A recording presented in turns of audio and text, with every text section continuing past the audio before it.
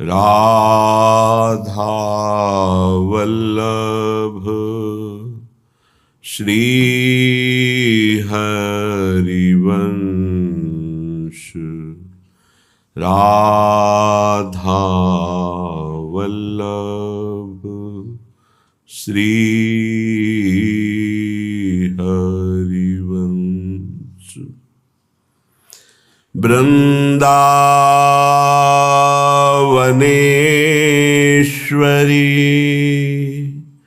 तवैव पदारविन्दम्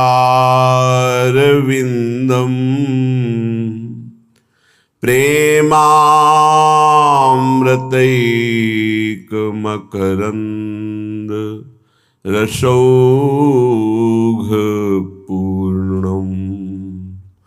हृद्यर्पितं मधुपतेः स्मरतापमुग्रं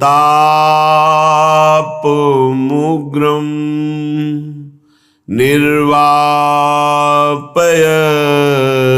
परमो शीतलमाश्रयामि। परमो शीतल माश्रयामि।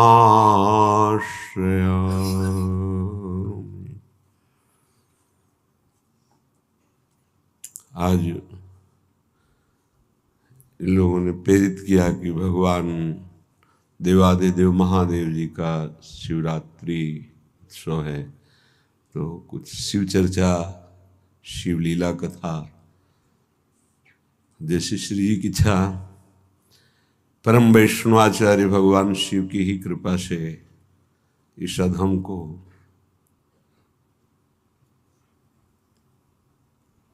वृंदावन और प्रियाजू का परिचय हुआ। अगर वो कृपा ना करते तो हमें तो पता ही नहीं था कि वृंदावन क्या है प्यारी जू प्यारे जू। और राधा वल्लभ लाल जी का प्रादुर्भाव भी भगवान शिव के हृदय से ही हुआ है। अष्टयाम उपासना की स्थापना भगवान देवादिदेव महादेव जी ने ही की है। जहां ये चर्चा आती है कि भगवान शिव का भी प्रवेश नहीं, वहां श्री जी के श्रीअंग श्रृंगार की, श्री अंगों का श्रृंगार करने का अधिकार केवल ललिता विशाखा आदि सखियां और उनके कृपा पात्र जनों को ही है। चलते हैं परम वैष्णवाचार्य भगवान शिव के पावन यश का कथन श्रवण करके प्रियाजू के चरणारविंद की अनन्य भक्ति की भावना को पूर्ण करें। जब तक शक्ति नहीं है तो शिव में शक्ति हटा दीजिए मात्रा, तो क्या बचा? 100 हुआ ना। यही परम शक्ति है। ये जो परम शक्ति है हमारी श्री जी के अंश से हैं। जितनी भी अम्बा शक्तियां हैं वो स्वामी जी के अंश से हैं। ऐसे अंशी प्रियाजू की चरणारविंद की रति स्पष्ट देवादिदेव महादेव जी की कृपा से मिली है। राधा बाबा की प्रारंभिक उपासना भी भगवान शंकर की ही, उन्हीं की कृपा से राधा राधा राधा और भाव देश में प्रवेश करके प्रिया प्रीतम की सेवा में आज अपने वृंदावन में ही उपस्थित है। पूज्य राधा बाबा, पूज्य भाई जी, बड़े बड़े महापुरुष। गंगा तरंग रमणी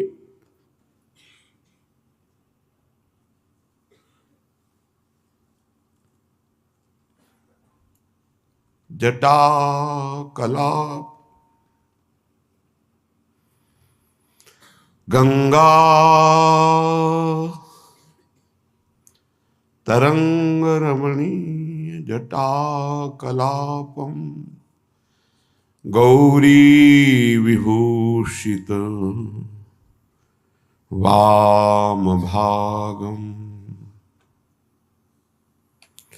नारायण प्रिय मनंग मदाप हारम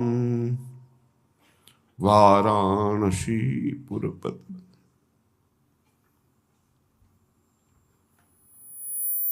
भज विश्वनाथ।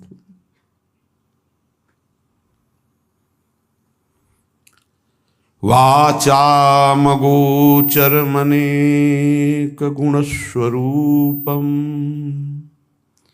वागीश विष्णुसुरसेवितपादपीठम् वामेन विग्रहवरेण कलत्रवन्तम् वाराणसीनाथमनाथनाथम् वाराणसीपुरपतिं भज विश्वनाथम्।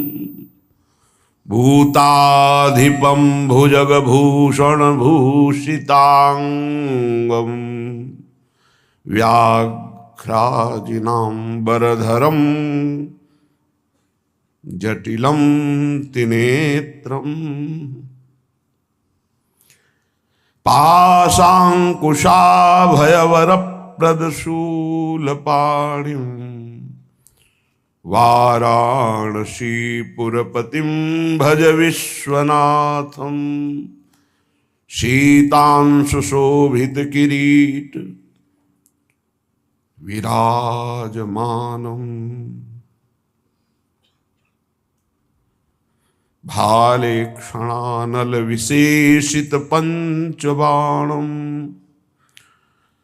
नागाधिपारचित भासुर कर्णपूरम् वाराणसीनाथ भज विश्वनाथम्। पंचाननं दुरितमत्तमतंगजहानाम् नागान्तकं दनुजपुङ्गवपन्नगानाम् दावानलं मरणशोकजराटवीनां वाराणसीपुरपतिं भज विश्वनाथम्।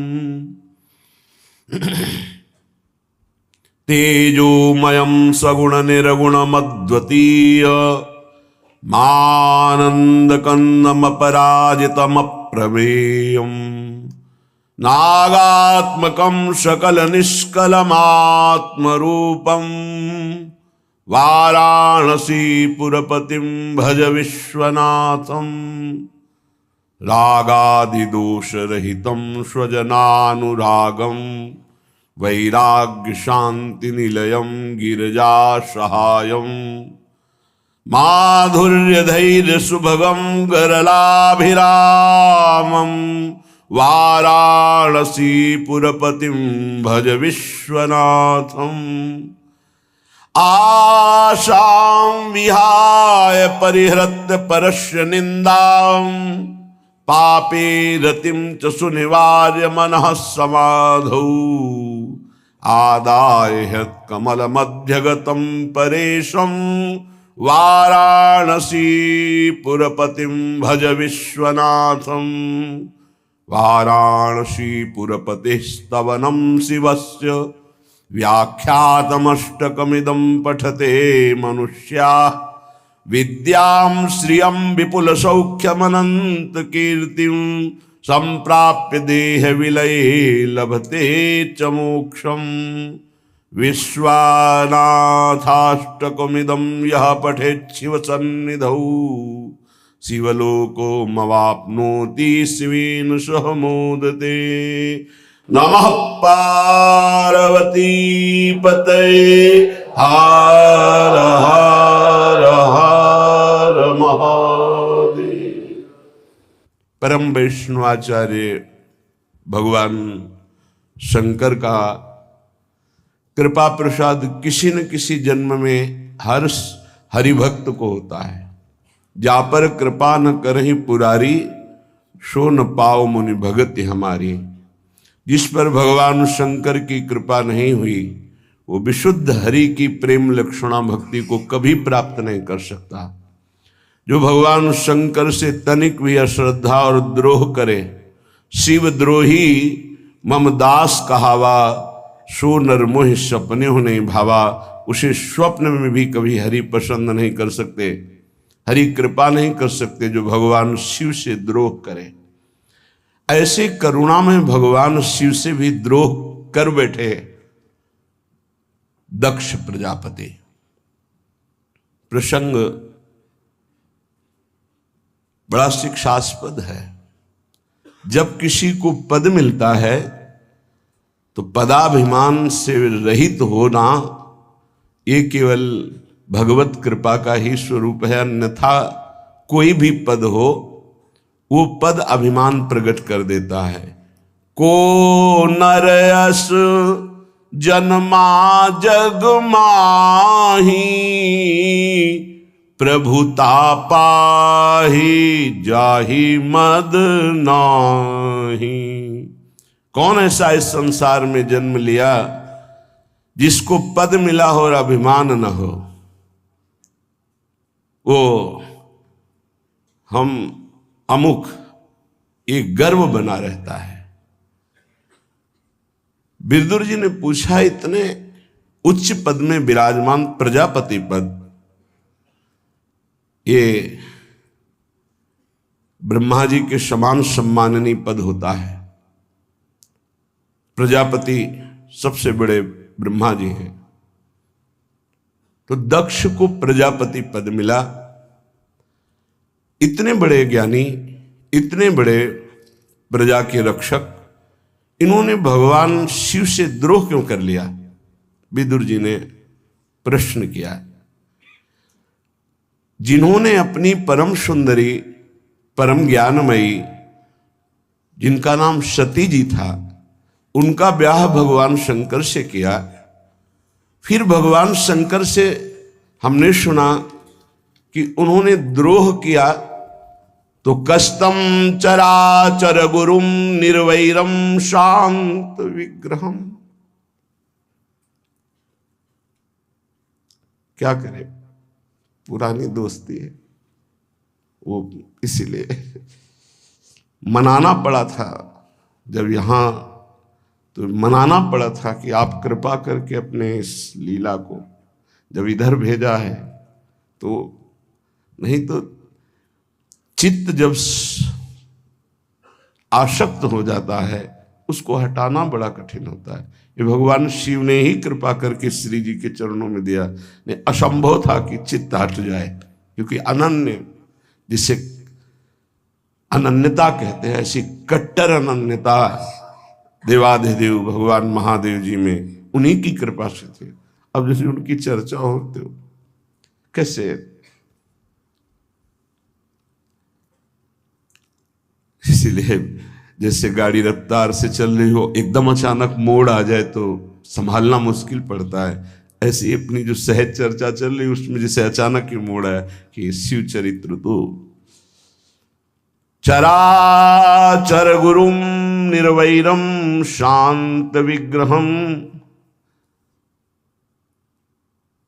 और हरि की जरा सी भी भक्ति हृदय में आ जाए तो ये छाए रहते हैं, अपने आप छाए रहते हैं, बिना बुलाए छाए रहते हैं। जैसे मार्कंडेय जी हरि के ध्यान में मगन थे तो भगवान शिव और अम्बा साथ आकर के आंख ही नहीं खोला, ध्यान में जाके प्रवेश कर गए। वहां हरि का ध्यान, अंतर ध्यान, और देखा देवादिदेव महादेव, आंख खोला, सामने देखा। तो कहा, प्रभु हमने तो आपका चिंतन भी नहीं किया। तो बोले, हमारे प्राण प्यारे हरि की जो आराधना करता है, मैं बिना बुलाए आ जाता हूं, उसको बिना बुलाए कृतार्थ कर देता हूं। कष्टम, ऐसे करुणा में, कर्पूर गौरम करुणावतारम, बड़े करुणा में। यद्यपि महान रुद्र हैं, आवेश में आ जाए तो त्रिभुवन को भस्म करने में सेकंड न लगे, तीसरा नेत्र खुले साथ भस्म हो जाए, खुलते ही भस्म हो जाए। यद्यपि इतने रुद्र हैं और बड़ा ही सरल स्वरूप है। कर्पूर गौरम करुणावतारम, करुणा का साक्षात हरि की करुणा मूर्तिमान शिव रूप में विराजमान है। कस्तम चराचरम गुरुम, ऐसा कैसे हो सकता है कि चराचर के गुरु भगवान शिव से कोई विरोध कर ले? निर्वैरम, जो सदैव निर्वैर स्थिति में रहते हैं, शांत विग्रहम, जो सदैव शांत स्वरूप में स्थित रहते हैं। आत्मा रामम, जो बोध संपन्न है, जिनको किंचित मात्र भ्रम नहीं, वो द्वेष कैसे, और जिनका किसी से द्वेष नहीं, उनकी निंदा कैसे हो सकती, उनसे वैर कैसे हो सकता है। आत्मा रामम कथम द्वेष्टि जगतो दैवतम महत, भला ऐसे महान से वैर कैसे किया जा सकता है, जो चराचर का गुरु है, वैर रहित है, शांत मूर्ति है, आत्मा राम है, जगत के परम आराध्य देवाधिदेव है, उनसे वैर कैसे। फिर दक्ष ने तो अपनी पुत्री ब्याही थी, वो तो उनके वैसे ही परम पूज्य हैं। मैं सुनना चाहता हूं कि ऐसा क्या हुआ कि परम पावन भगवान शिव से दक्ष ने द्रोह कर लिया, और अंत में सुना कि भगवती सती जी ने अपने शरीर का यज्ञ में बलि दे देना, संपूर्ण यज्ञ का विनाश हो जाना। ऐसा क्या हुआ। मैत्रेय जी बहुत बड़े महापुरुष हैं, त्रिकालज्ञ महापुरुष हैं। वो कह रहे हैं, पुरा विश्व सृजाम सत्रे समेता परमर्षयः तथा मर्गणा सर्वे शानुगा मुनयोग्नयः। विदुर जी, एक बार का एक प्रसंग है कि जब दक्ष जी को पद मिला, प्रजापति पद, तो सभा लगी, बड़े बड़े देवता, ऋषि, मुनि, अग्नि, वायु आदि प्रधान प्रधान देवता अपने अनुयायियों के साथ उस सभा में एकत्रित हुए। अब उस सभा में महान पद प्राप्त किए हुए दक्ष प्रजापति प्रवेश किए, जैसे मानो तेजो में भुवन भास्कर पधार रहे हों, क्योंकि प्रजापति पद तो उस पद की योग्यता भगवान देते हैं, उस पद की सामर्थ्य देते हैं। उस विशाल सभा भवन का अंधकार दूर करते हुए भुवन भास्कर की तरह तेज से प्रकाशित दक्ष प्रजापति पधारे। उनको आता देखकर संपूर्ण सभा हाथ जोड़कर खड़ी हो गई, क्योंकि पद ऐसा है। केवल ब्रह्मा जी नहीं खड़े हुए और महादेव जी नहीं खड़े हुए, और सब जितने देवता, जितने लोकपाल, गंधर्व, सब खड़े हो गए। ऐसा तेज था कि हाथ जोड़कर प्रभावित होकर सब खड़े हो गए। समस्त सभासदों से भली भांति सम्मान प्राप्त हुआ, स्तवन बंदन। महान तेजस्वी दक्ष ने दृष्टि डाली, ये दोनों ही खड़े हुए, भगवान ब्रह्मा जी और देवाधिदेव महादेव। ब्रह्मा जी को तो प्रणाम किया, क्योंकि प्रधान प्रजापति वही हैं, तो पद से भी और सृष्टि के रचयिता भी हैं, इसलिए उनको सबसे बड़े पूर्वज कहा गया है। प्रपितामह, सबसे बड़े प्रपितामह ब्रह्मा जी हैं। ब्रह्मा जी को प्रणाम किया, आसन ग्रहण किया दक्ष ने। महादेव जी शांत बैठे थे, न प्रणाम, न नमस्कार, न हाथ जोड़ना, कोई चेष्टा नहीं। दृष्टि गई महादेव जी के ऊपर, तो देखा कि किसी भी तरह का कोई आदर, सत्कार, नमस्कार, प्रणाम कुछ नहीं। जिससे ब्रह्मबोध हो जाता है वो बाहरी व्यवहार नहीं करता, ये तो साक्षात ब्रह्म है। एक बार पूज्यपाद श्री उड़िया बाबा जी महाराज प्रभुदत्त ब्रह्मचारी जी ने उत्सव किया था, उसमें हरि बाबा, उड़िया बाबा पधारे हैं। साक्षात मूर्तिमान शिव और हरि माने जाते थे। शिव भगवान का स्वरूप उड़िया बाबा, हरि भगवान का स्वरूप हरि बाबा।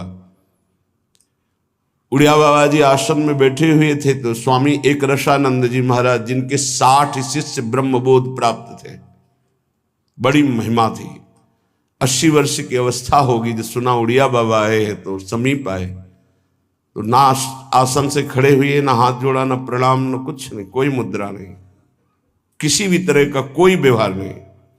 वो आए, बैठ गए, थोड़ी देर बैठे रहे, अपने शिष्यों के साथ चले गए। ऐसे बाबा प्रभुदत्त ब्रह्मचारी जी आए, बोले समाज को अच्छा नहीं लगा बाबा। क्या? बाबा ने कहा क्या? बोले एक ऋषानंद जी आए थे, आपने प्रणाम नहीं किया, आप खड़े नहीं हुए, आपने हाथ नहीं जोड़ा, बहुत बड़े महापुरुष हैं उनका, तो ये किसी को भी यहाँ अच्छा नहीं लगा। आप हमारे कान में आके कह देते इनको प्रणाम करो, तो प्रणाम कर देते, अच्छा नहीं लगा। अब क्या करना चाहिए? बोले बाबा आपको चलना चाहिए, प्रणाम करके उनके नीचे बैठना चाहिए। बाबा गए, प्रणाम किया, तो उनका अरे अरे स्वामी जी आप है, तो नीचे बैठ गए जहां उनकी पादुका थी। अरे स्वामी, जो स्वरूप स्थित महापुरुष है, जब द्वैत की कहीं किंचित मात्र भावना ही नहीं रह गई तो किसको प्रणाम, किसको नमस्कार? ये बहुत उच्च कोटि की अवस्था।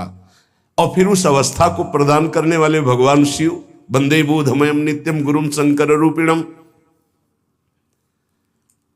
क्रोधाग्नि से जलने लगे दक्ष और कहने लगे देवताओं,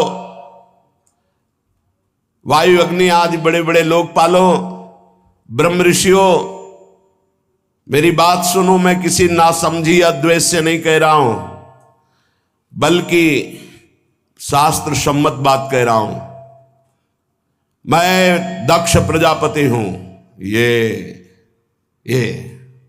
कह रहे हैं मैं शास्त्र सम्मत बात कर रहा हूं, मैं दक्ष प्रजापति हूं। और ये महादेव हमारा सम्मान नहीं किया। भाषा बदल गई। जब सती जी को अर्पित किया था तो चरण धो के पिया था और कहा था प्रभु मैं आपके इस लायक नहीं, मैं आपको कन्यादान कर सकूं। आपने स्वीकार किया मुझ अधम को, तुम्हारी पुत्री को सदा अपनी सेविका समझना और मैं आपका सदैव दास रहूंगा, क्योंकि मैं जानता हूं आप कौन हैं। ये दक्ष प्रजापति बनने के पहले की भाषा थी।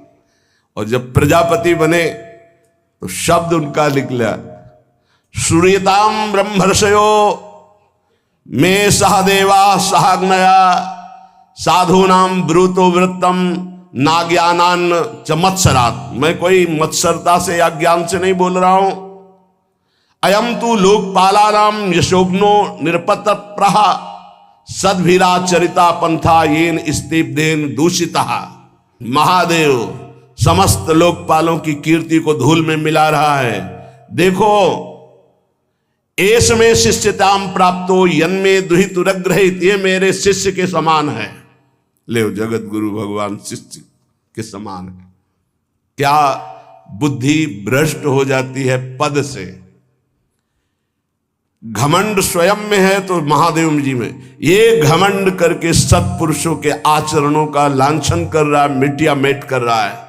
खड़े होकर मेरा सत्कार नहीं किया।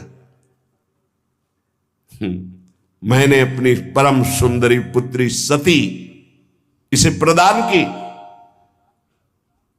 पाणिम विप्राग्नि मुखतः सावित्र्या इव साधुवत। कितनी सुंदर सुशील, अग्नि को साक्षी करके इसको पाणी ग्रहण किया। ये है कौन? पाणी मर्कट लोचना, मेरी पुत्री गृहीत्वा मृग सवाक्षया, मृग शावक के जैसे नेत्रों वाली सुंदरी। और ये कैसे कठोर शब्दों का प्रयोग किया। पाणी मर्कट लोचना, बंदर के से नेत्र वाले को इसका अधिकार था मेरी पुत्री लेने का, पर मैंने दिया मेरी उदारता। ये मेरे शिष्य के समान है। उचित था ये सबसे आगे आकर उठकर मुझे प्रणाम करता, मेरा स्वागत करता। इसलिए वाणी से भी कुछ नहीं, नेत्रों से भी कुछ नहीं। बड़ी गलती हो गई। जैसे अनाधिकारी को वेद, ऐसे इसको मैंने अपनी पुत्री प्रदान कर दी। ये भावी ही समझो नहीं, बिल्कुल अधिकारी नहीं मेरी पुत्री के योग्य। सत्कर्म का लोप कर दिया। बड़ा घमंड में बड़ा दोष उत्पन्न हो जाता है। अहंकार इसीलिए सर्वनाश की जड़ कही गई है। ये अभिमान करके बैठा रहा, धर्म की मर्यादा को तोड़ रहा है। प्रेतों का निवासी, इस स्मशान में विचरण करने वाला, भूतों का मित्र, पागल। अब अभिमान हो गया है तो बोलते चले जा रहे हैं। बाल बिखेरे दिगंबर भटकता रहता है, कभी हंसता है कभी रोता है, सारे शरीर पर चिता की भस्म लगाए रहता है। चिता भस्म कृतस्नारहा प्रेतक स्नस्ति भूषण, अस्थि के भूषण धारण करता है, चिता की राख लगाता है। चिता भस्मालेपो गरल मसनम दिक्पट धरो जटाधारी कंठे भुजगपतिहारी पशुपति कपाली भूतेशो, ये सारे शरीर में हड्डियों के गहने पहनता है। नाम भर का शिव, वैसे तो पूरा अशिव, अमंगल, मतवाला, तमोगुणी। मैंने केवल ब्रह्मा जी के बहकावे में आकर अपनी पुत्री दे दी इस आचारहीन को, ऐसे स्वभाव वाले को जो कदापि नहीं देनी चाहिए थी। महादेव जी को ऐसे बुरा भला जब कहने लगे तो सब ब्रह्म ऋषि खड़े हुए, क्या बोल रहे, तुम्हारी बुद्धि भ्रष्ट है? देवाधिदेव महादेव जी को क्या बोल रहे हो? दक्ष का क्रोध का पारा और भी चढ़ गया, हाथ में जल लिया और कहा, ये देवताओं में महादेव सबसे बड़ा माना जाता है, पर इसने आज मेरा अपमान किया है, इसलिए आज मैं शाप देता हूं। इंद्र, उपेंद्र, लोकपाल, देवताओं के किसी भी सभा में यज्ञ में इसका सम्मान न हो, यज्ञ भाग से इसे वंचित कर दिया जाए। दंड विधान साप प्रजापति। आज से किसी भी लोकपालों के साथ वायु, अग्नि, इंद्रादि, उपेंद्रादि देवताओं के साथ ही बैठकर यज्ञ भाग नहीं लेगा, मैं शाप देता हूं। उपस्थित बड़े बड़े ब्रह्म ऋषियों ने कोलाहल किया, अरे तुम्हारी बुद्धि नष्ट हो गई, ऐसा कैसे बोल दिया आपने? महादेव जी को कोई मतलब नहीं, कोई मतलब नहीं, शांत। ये है ब्रह्म स्थिति, शांत बैठे हैं। महादेव जी को जब शाप दे दिया, अत्यंत क्रोध में भर करके फिर सभा में बैठने की ताकत नहीं रह गई। क्यों? शक्तिहीन हो गए। ऐसे प्रभु को जब शाप दिया तो शक्तिहीन हो गए, वहां से कांपते हुए वापस हुए।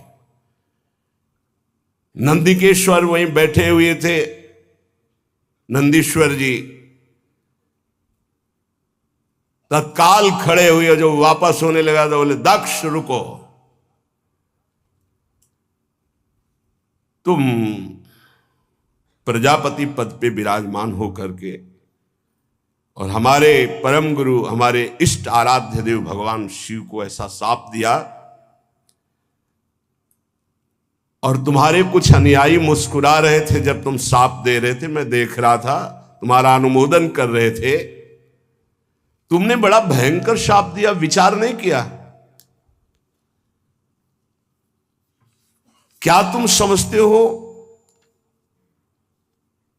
कि भगवान शंकर तुम्हें दंड देने में असमर्थ हैं?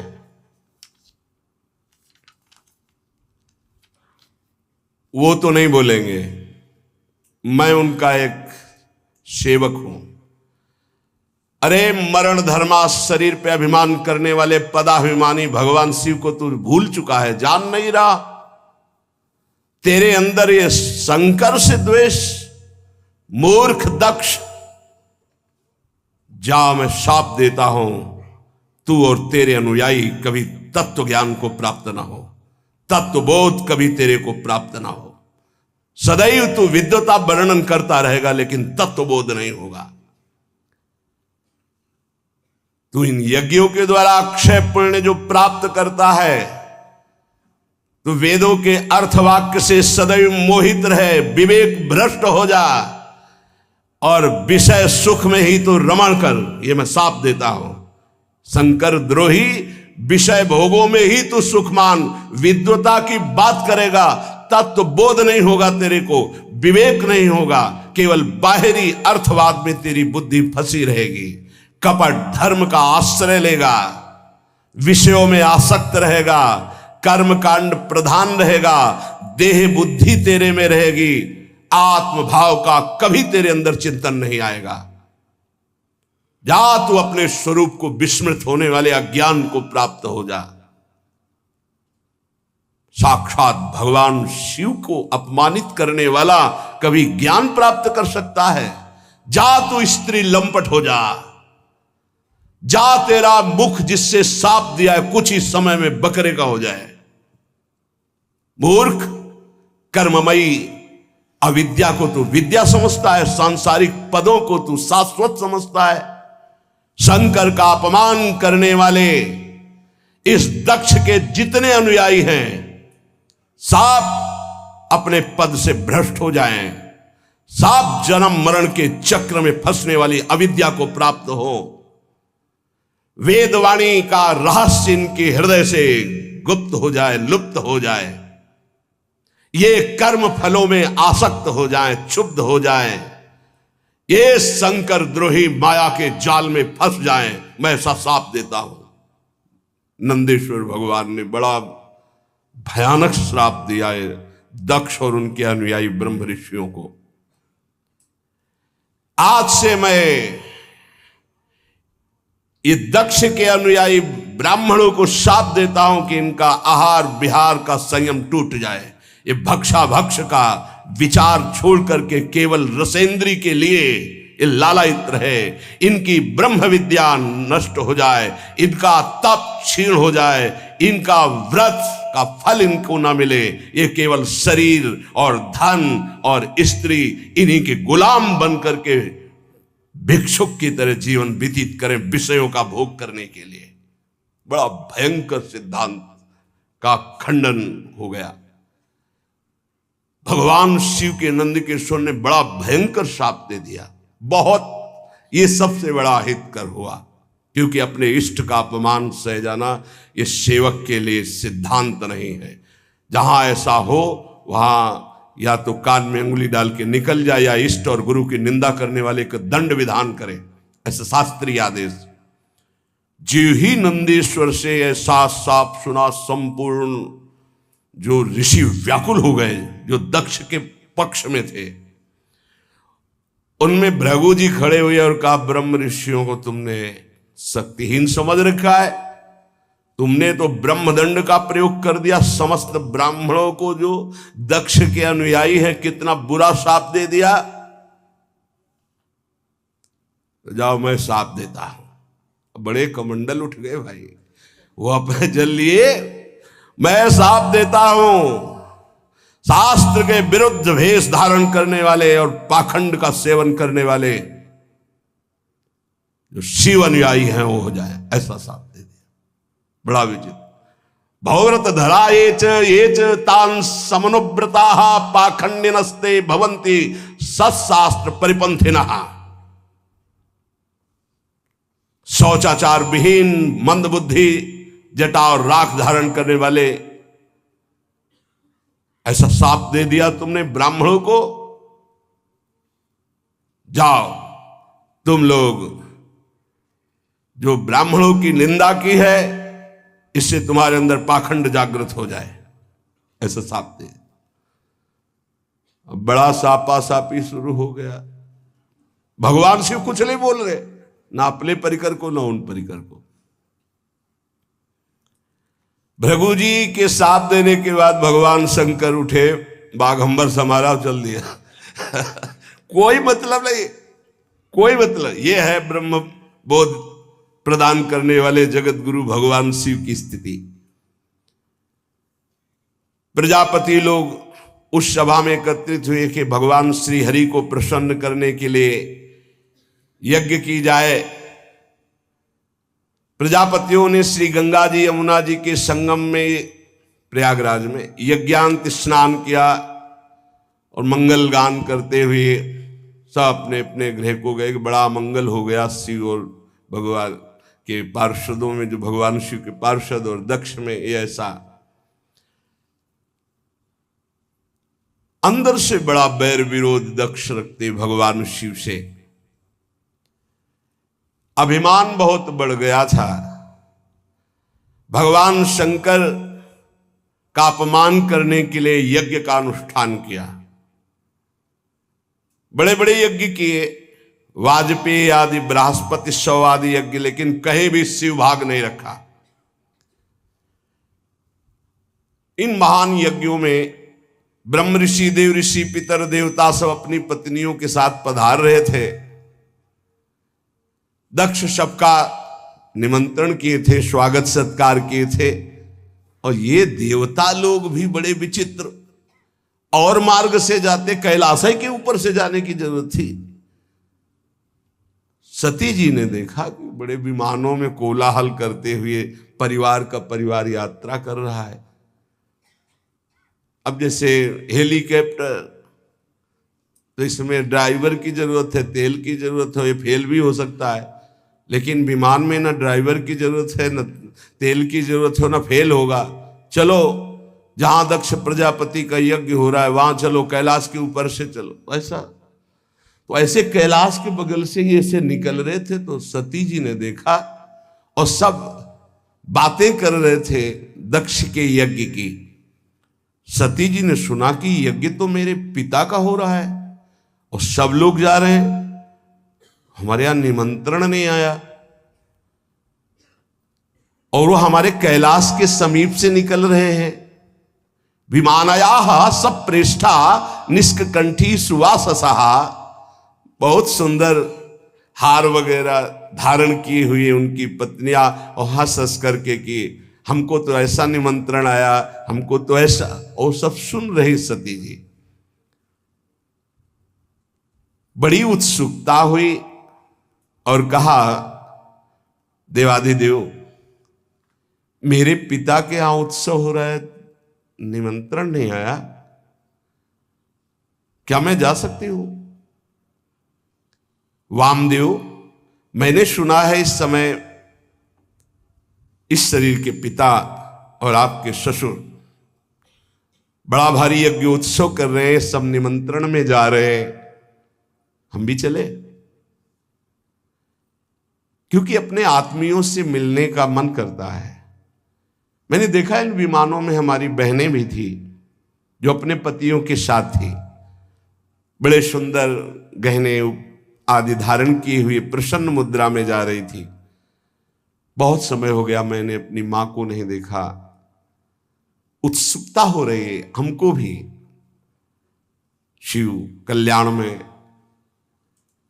ब्रह्म ऋषियों के द्वारा रचा हुआ महाश्रेष्ठ यज्ञ हो रहा है। वैदिक मंत्रों से भगवान श्री हरि की प्रधानता है, चलना उचित होगा।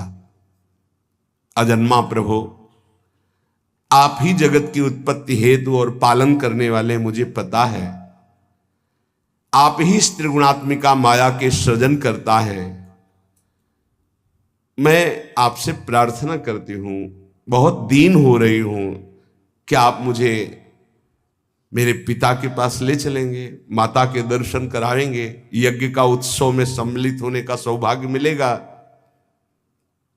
कुछ नहीं बोले भगवान से। काहे नीलकंठ, आप जन्म रहित हैं, अजन्मा हैं, आप में भले उत्साह ना हो पर मेरा जन्म हुआ है, वो मेरे मां पिता है, मैं दर्शन करना चाहती हूं, उनसे मिलना चाहती हूं।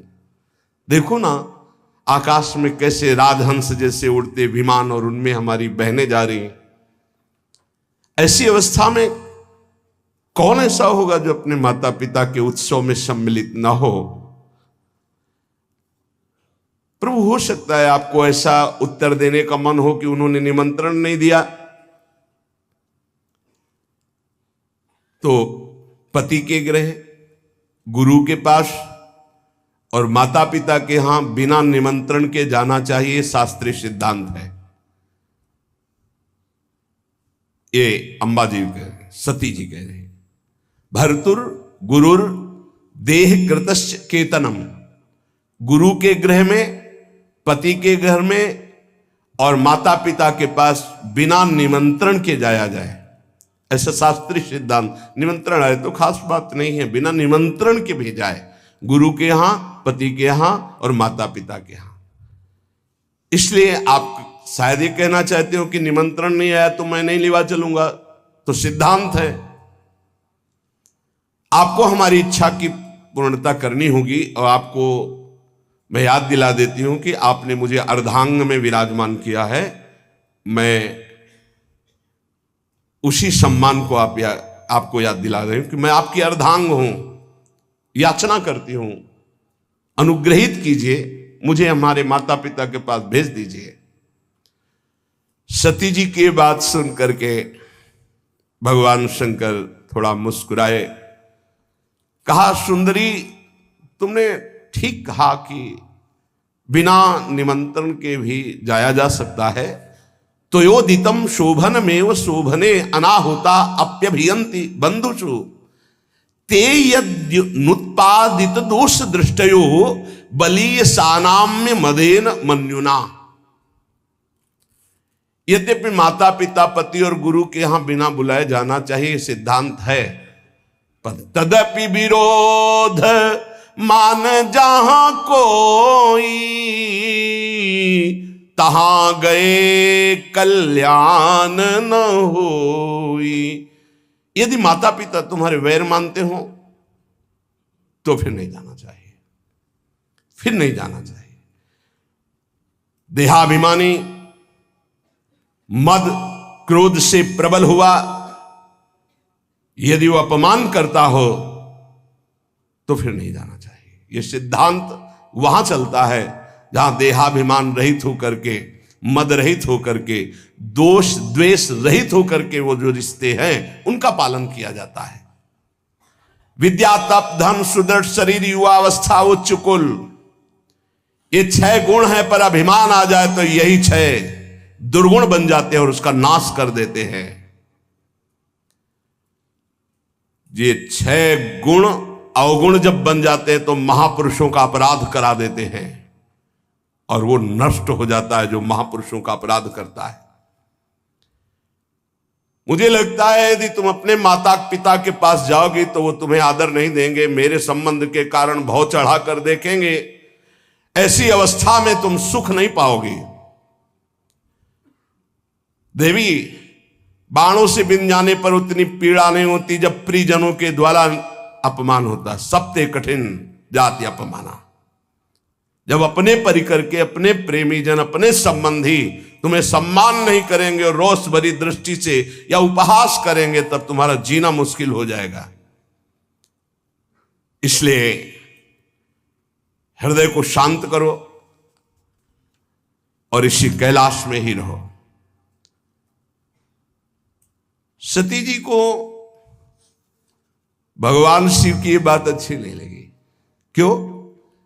क्योंकि ममता जागृत हो गई तो ममता रत सन ज्ञान कहानी भी नहीं समझ में आती। मानो सती जी ने कहा कि अगर आप एक बार खड़े होकर प्रणाम कर लेते हमारे पिता को तो समस्या ही नहीं होती, पूरा झगड़ा इसी से तो हुआ। भगवान शिव अंदर की बात जान कहते, सुंदरी तुम ये कह सकती हो कि परमोन्नति को प्राप्त दक्ष प्रजापति पद पर जब विराजमान थे तो आप खड़े होकर प्रणाम क्यों नहीं किया? तुम मेरी आश्रिता हो इसलिए मैं तुम्हें बता रहा हूं। ये खड़े होना, हाथ जोड़ना, प्रणाम करना, नमस्कार करना, ये देहाभिमानियों का व्यवहार है। ब्रह्मबोध संपन्न महापुरुष उसी आत्मस्वरूप वासुदेव का सम्मान करते, बाहरी प्रक्रिया नहीं। अहंकार का पोषण अहंकार शून्य महापुरुषों के द्वारा नहीं होता। इसलिए मुझे लगता है तुम्हें नहीं जाना चाहिए।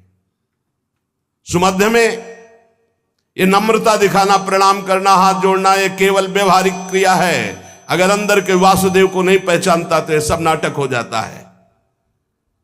तत्व ज्ञानियों द्वारा उसी आत्मस्वरूप वासुदेव का सम्मान होता है, बाहरी देहाभिमानी का नहीं। विशुद्ध अंतःकरण का नाम वासुदेव है। अपने स्वरूप में स्थित होना सबसे बड़ा सम्मान है। ये भगवान ज्ञान स्वरूप शिव का, मैं उसी वासुदेव में निरंतर स्थित रहता हूं। इसलिए न किसी को नमस्कार, न किसी को प्रणाम। इसलिए अगर तुम्हें लगता हो कि मैंने तुम्हारे पिता का अपराध किया तो बिल्कुल नहीं। मैं देहाभिमानी को प्रणाम नहीं करता, देह में विराजमान उस आत्म तत्व को नमस्कार करता हूं और वो मैं हूं। इसलिए किसको नमस्कार? कौन? इस समय सती जी को अच्छा नहीं लग रहा है ज्ञान विज्ञान। व्याकुलता देखिए, यदि तुम मेरी बात नहीं मानोगी और जाओगी तो संकेत में बता देता हूं ये तुम्हारे लिए बहुत ही हानिकारक होगा। क्योंकि जब प्रतिष्ठित व्यक्ति की आत्मीजनों के द्वारा अप्रतिष्ठा होती, अपमान होता है, तो उसकी तत्काल मृत्यु का कारण बन जाती है। वो संकेत में बता दिया है।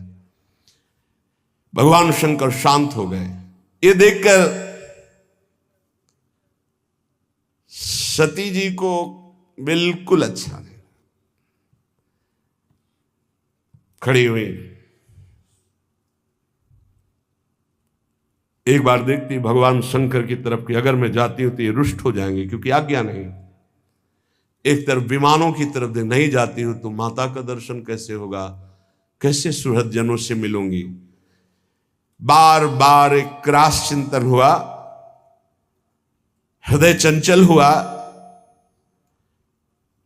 भगवान शिव की तरफ रुद्र दृष्टि से देखा और आंसू भी आ गए कि इन्होंने आदेश क्यों नहीं किया। समझ नहीं पा रहे अम्बा। भगवान शिव कह रहे हैं जब प्रतिष्ठित व्यक्ति की अप्रतिष्ठा जहां होती है तो मृत्यु से बढ़कर दुखदाई होता है। हो सकता है मृत्यु हो जाए, इसलिए नहीं जाना चाहिए। क्रास चिंतन से ही क्रोध का भयानक स्वरूप आता है। देवी सती थर थर कांपने लगी। एक तरफ शिव प्रेम, एक तरफ मात्र पितृ प्रेम। रोष भरी दृष्टि से भगवान शंकर की तरफ देखा।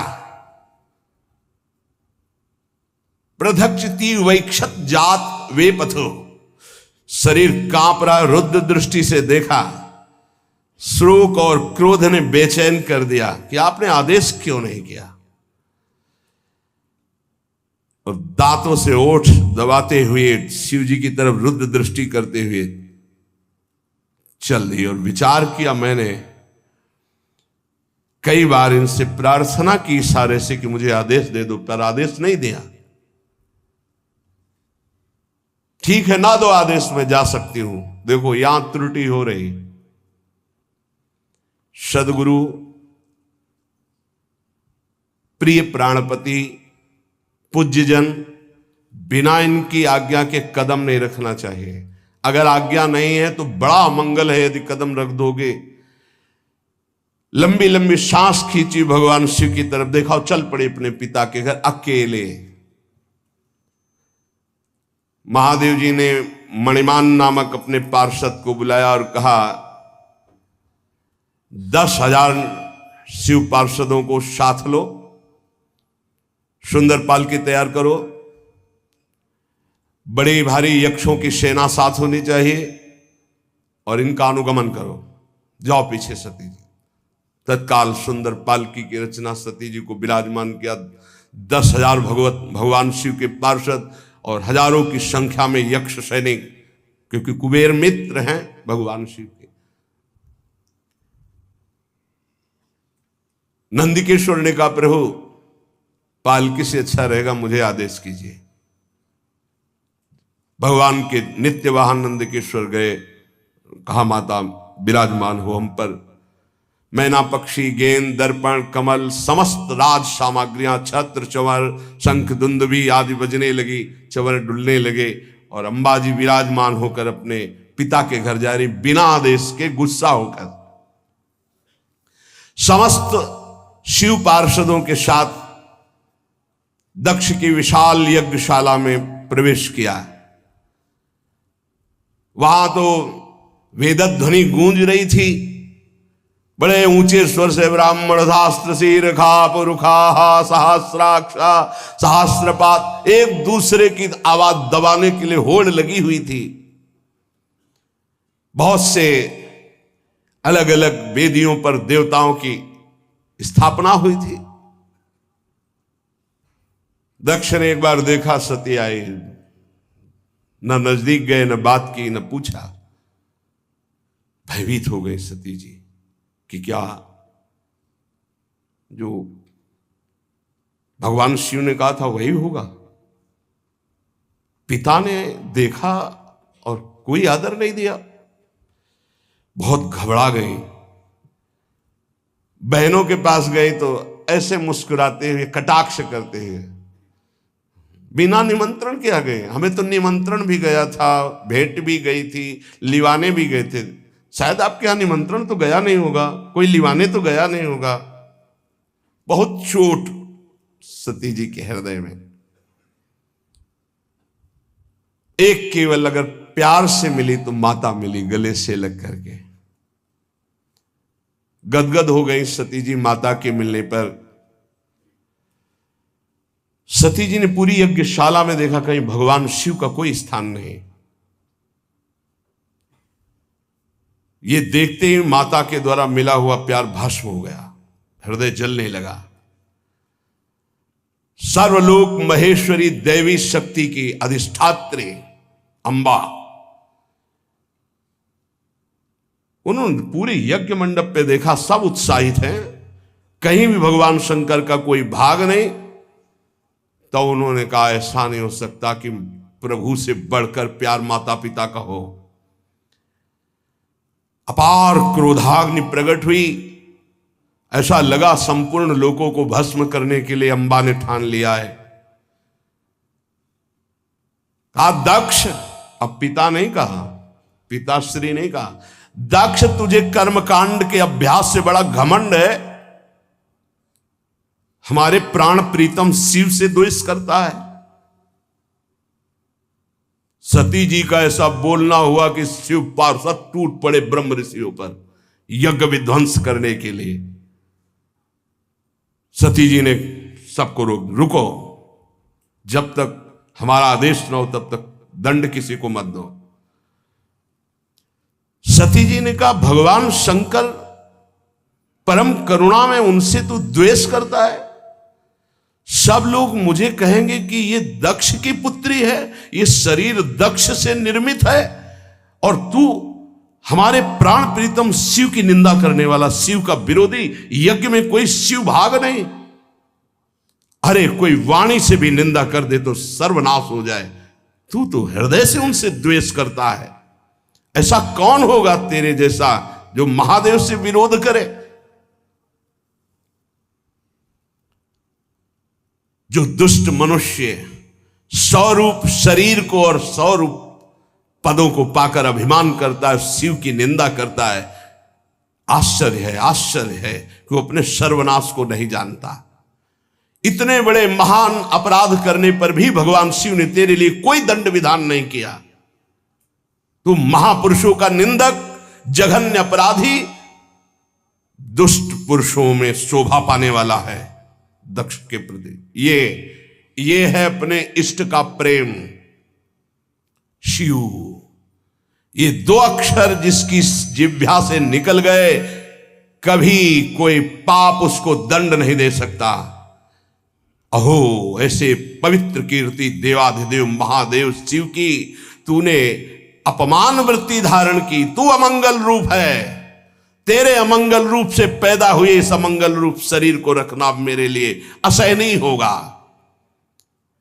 जब मैं जाऊंगी तो दक्ष पुत्री कहेंगे भगवान शिव, इसलिए इस शरीर को मैं नहीं रखूंगी। जो मेरे प्राण प्रीतम आराध्य देव की विरोधी अंश से पैदा हुआ ऐसे शरीर को नहीं रखूंगी। है निरंकुश, धर्म की मर्यादा का तूने विस्मरण कर दिया है। आश्चर्य यह होता है कि इष्ट का प्रेम कितना जोर का होता है। मातृ पितृ प्रेम से ऐसा लगा था कि भगवान शिव की अवहेलना करके सती जी आ रही, लेकिन हृदय में कितना गुह्य प्रेम अपने आराध्य देव के प्रति है। वैसे तो शास्त्र आज्ञा यही कहती कि अपने इष्ट और अपने पूज्य का अपमान होने पर शक्ति हो तो बलपूर्वक उसको दंड देकर बकवाद करने वाली अमंगल रूप दुष्ट जिह्वा को उसी समय काट डालना चाहिए। छिंदात प्रसह्य रुषति मसतिम प्रभुश्चे जिह्वामसूनपि ततो विसृजेत धर्मा, ऐसा धर्म आदेश करता है। नीलकंठ भगवान करुणा समुद्र शिव की निंदा करने वाले, अगर कोई निंदनीय वस्तु खा ली जाए तो वमन करना ही उचित होता है। इसलिए तेरी निंदनीय अंश से इस शरीर की रचना हुई है, अब इसको रखना ठीक नहीं है। हे कामादि शत्रु को जीतने वाले भगवान शिव, क्षमा करना, आपकी आज्ञा का उल्लंघन करके ममता वसाई, पर अब मैं आपका अपमान सह नहीं सकती। आचमन किया, नया पीला वस्त्र धारण किया, आंख मूंदी, योगाग्नि का चिंतन किया, शिव शिव शिव शिव शिव। तत्काल श्री चरणों से अग्नि पैदा हुई और योगाग्नि में शरीर भस्म हो गया। क्योंकि अम्बा है, नहीं रखूंगी ये शरीर, तेरा अंश है ये शरीर, ये तेरा अंश है। जब मैं जाऊंगी तो कहेंगे आओ दक्ष पुत्री, ये मैं बर्दाश्त नहीं कर पाऊंगी। अब सब कोई कहेगा ये दक्ष पुत्री सती है, इसलिए मैं अब इस शरीर को नहीं रखूंगी। तूने मेरे इष्ट देव का अपमान किया। जिस शरीर को भगवान शिव वामांग में विराजमान करते थे, महामनस्विनी सती ने तत्काल अग्नि की धारणा की, देखते देखते सबके बीच में भस्म हो गया शरीर। अब तो हाहाकार मच गया, क्योंकि रोकने वाले अब कोई थे नहीं। पार्षदों को सती जी ने ही रोका, भारी विध्वंस मचाना शुरू कर दिया। पर मंत्रों में बड़ी सामर्थ्य होती है। ब्रह्म ऋषियों ने तत्काल मंत्र बल से सब शिव पार्षदों को रोक और अधजली लकड़ियों से पिटाई शुरू की। मंत्रों का बल और आक्रमण का वेग ब्रह्म ऋषियों का बहुत बड़ा होता है। ब्रह्म बल, भाग पड़े शिव पार्षद। अपहतम रक्षम, ब्रह्म ऋषियों ने उच्चारण किया। ऐसे मंत्र का उच्चारण करके आहुति दी तो यज्ञ कुंड से ऋभु नाम के महान प्रतापी दैवी शक्ति संपन्न प्रकट हुए, शिव पार्षदों को मार मार के खदेड़ना प्रारंभ कर दिया। यज्ञ विध्वंस नहीं कर सकते। ब्रह्म तेज संपन्न उन ऋभुओं की आक्रमण शक्ति इतनी प्रबल हुई कि भाग करके शिव पार्षद कैलाश में आए। इधर देवर्षि नारद जी पहले ही पधार चुके थे। देवाधिदेव महादेव जी की वंदना करके पूरी की पूरी सूचना तत्काल अभी दक्ष के यज्ञ में सती जी ने योगाग्नि में शरीर भस्म कर दिया। देवर्षि नारद जी ने सूच, और इधर पार्षद भागते हुए गए और कहा मंत्र बल से ऋभु देवताओं ने हमारी दुर्दशा कर दी। भगवान हम असमर्थ हो गए, कोई उनके आगे टिक नहीं सकता। देवाधिदेव महादेव जी का दांत ऐसे ओठ चबाते हुए दांतों से स्वापार्षद सैन्यम च तदध्व रभुर्भीर विद्रावितम क्रोध मपार मादधे क्रुद्धा सुदोष्ट पुटः सधूर जटिर जटाम तदिद्वन् सटोग्रोचिषम। जटा पकड़ी उखाड़ी और पटक दी भूमि पर। जे ही जटा उखाड़ कर पृथ्वी पर पटका, मानो आकाश को छूता हुआ ऐसा महावीर प्रकट हो गया। ना तो छाती की चौड़ाई दिखाई दे रही थी, ना शरीर की लंबाई दिखाई दे रही थी। ऐसा विराट महान, इतना विशाल था कि स्वर्ग से भी ऊपर उनका सिर हो रहा था। हजार भुजाएं, श्याम वर्ण, सूर्य के समान जलते हुए तीन नेत्र, विकराल भयंकर दाढ़े, लाल लाल जटाए, हाथ में हजारों हाथों में अस्त्र शस्त्र लिए हुए, हाथ जोड़कर कहा जगत गुरु क्या आज्ञा है।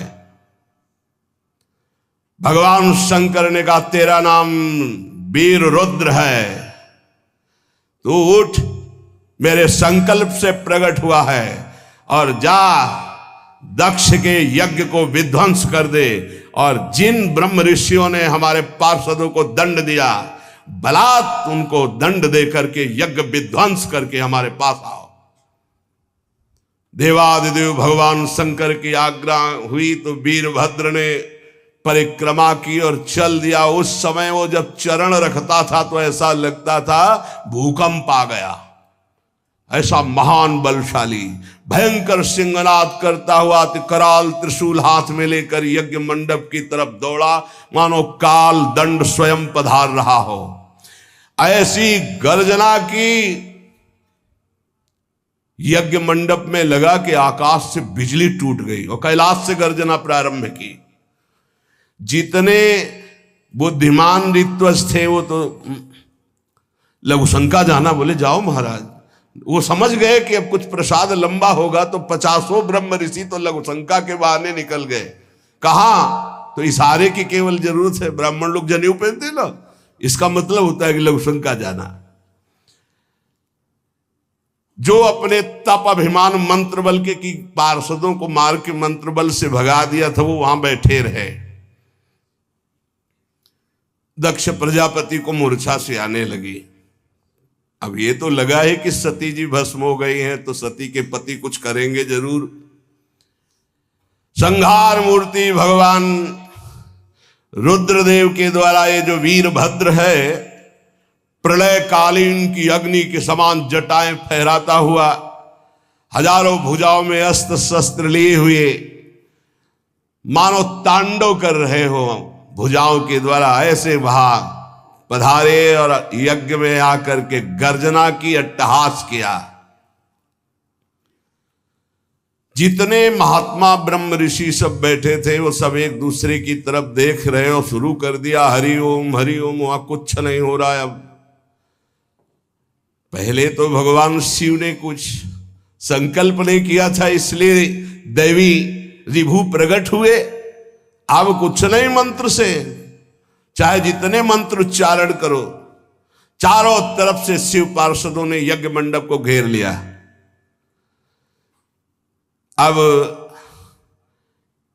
एक चरण प्रहार किया तो जितने खंभे यज्ञ मंडप के से थे सब टूट गए। वीरभद्र जी ने चारों तरफ से यज्ञशाला को विध्वंस करने लगे। जहां अग्नि प्रज्वलित थी, शिव पार्षदों का वहां रुद्र रूप तांडव शुरू हुआ। यज्ञ पात्र फोड़ दिए, अग्नियों को बुझा दिया। काहे से? लघुशंका से भ्रष्ट कर दिया। वेदी को तोड़ दिया मंत्र बल से जो बंधी हुई थी, और मुनियों की जो पिटाई शुरू की। क्यों? शिवद्रोही होकर मंत्र उच्चारण करते हो। एक एक देवता, एक एक ऋषि की पकड़ करके, ये वीरभद्र नहीं कर रहे, उनके संग के कर रहे हैं। वीरभद्र ने प्रजापति दक्ष को जाकर ऐसे पकड़ लिया।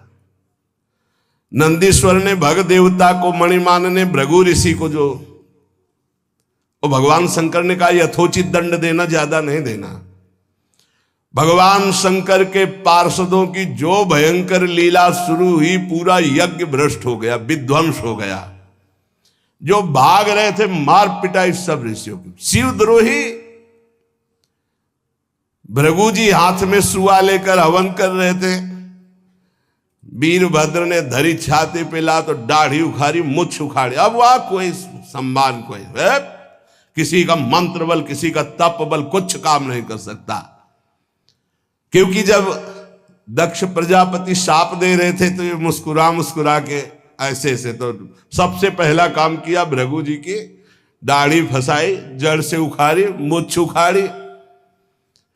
क्रोध में भरकर जब भग देवता है, यज्ञ के बहुत बड़े अधिकारी देवता है, जब दक्ष जी श्राप दे रहे थे तो ये कहते ठीक है ठीक है।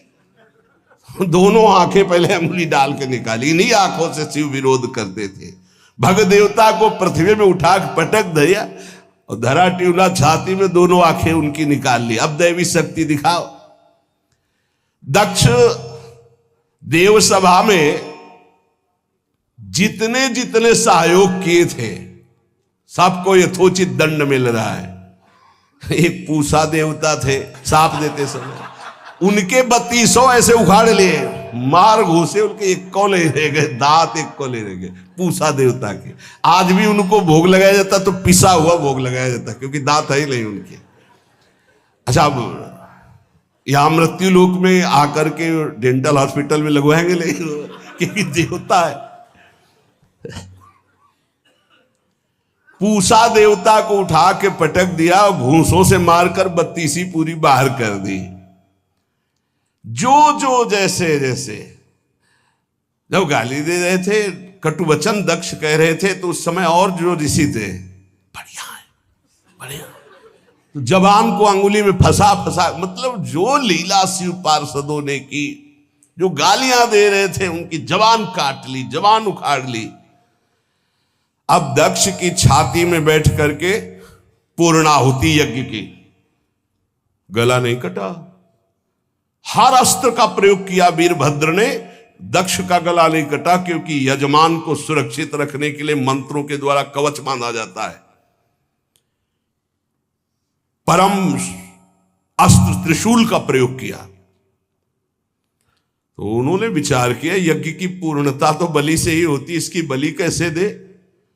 भगवान शिव की कृपा से तत्काल ध्यान आ गया कि सब ऋषियों ने इसको ब्रह्म मंत्र से सुरक्षित रखा है, तो उठा के पटक दिया, हाथ से मरोड़ा, अस्त्र नहीं चलेंगे तो हाथ से नोच लिया खोपड़ी, ऐठ ऐठ करके नोच लिया, और यज्ञ कुंड में स्वाहा, पूरा यज्ञ विध्वंस, कोई बोलने वाला नहीं।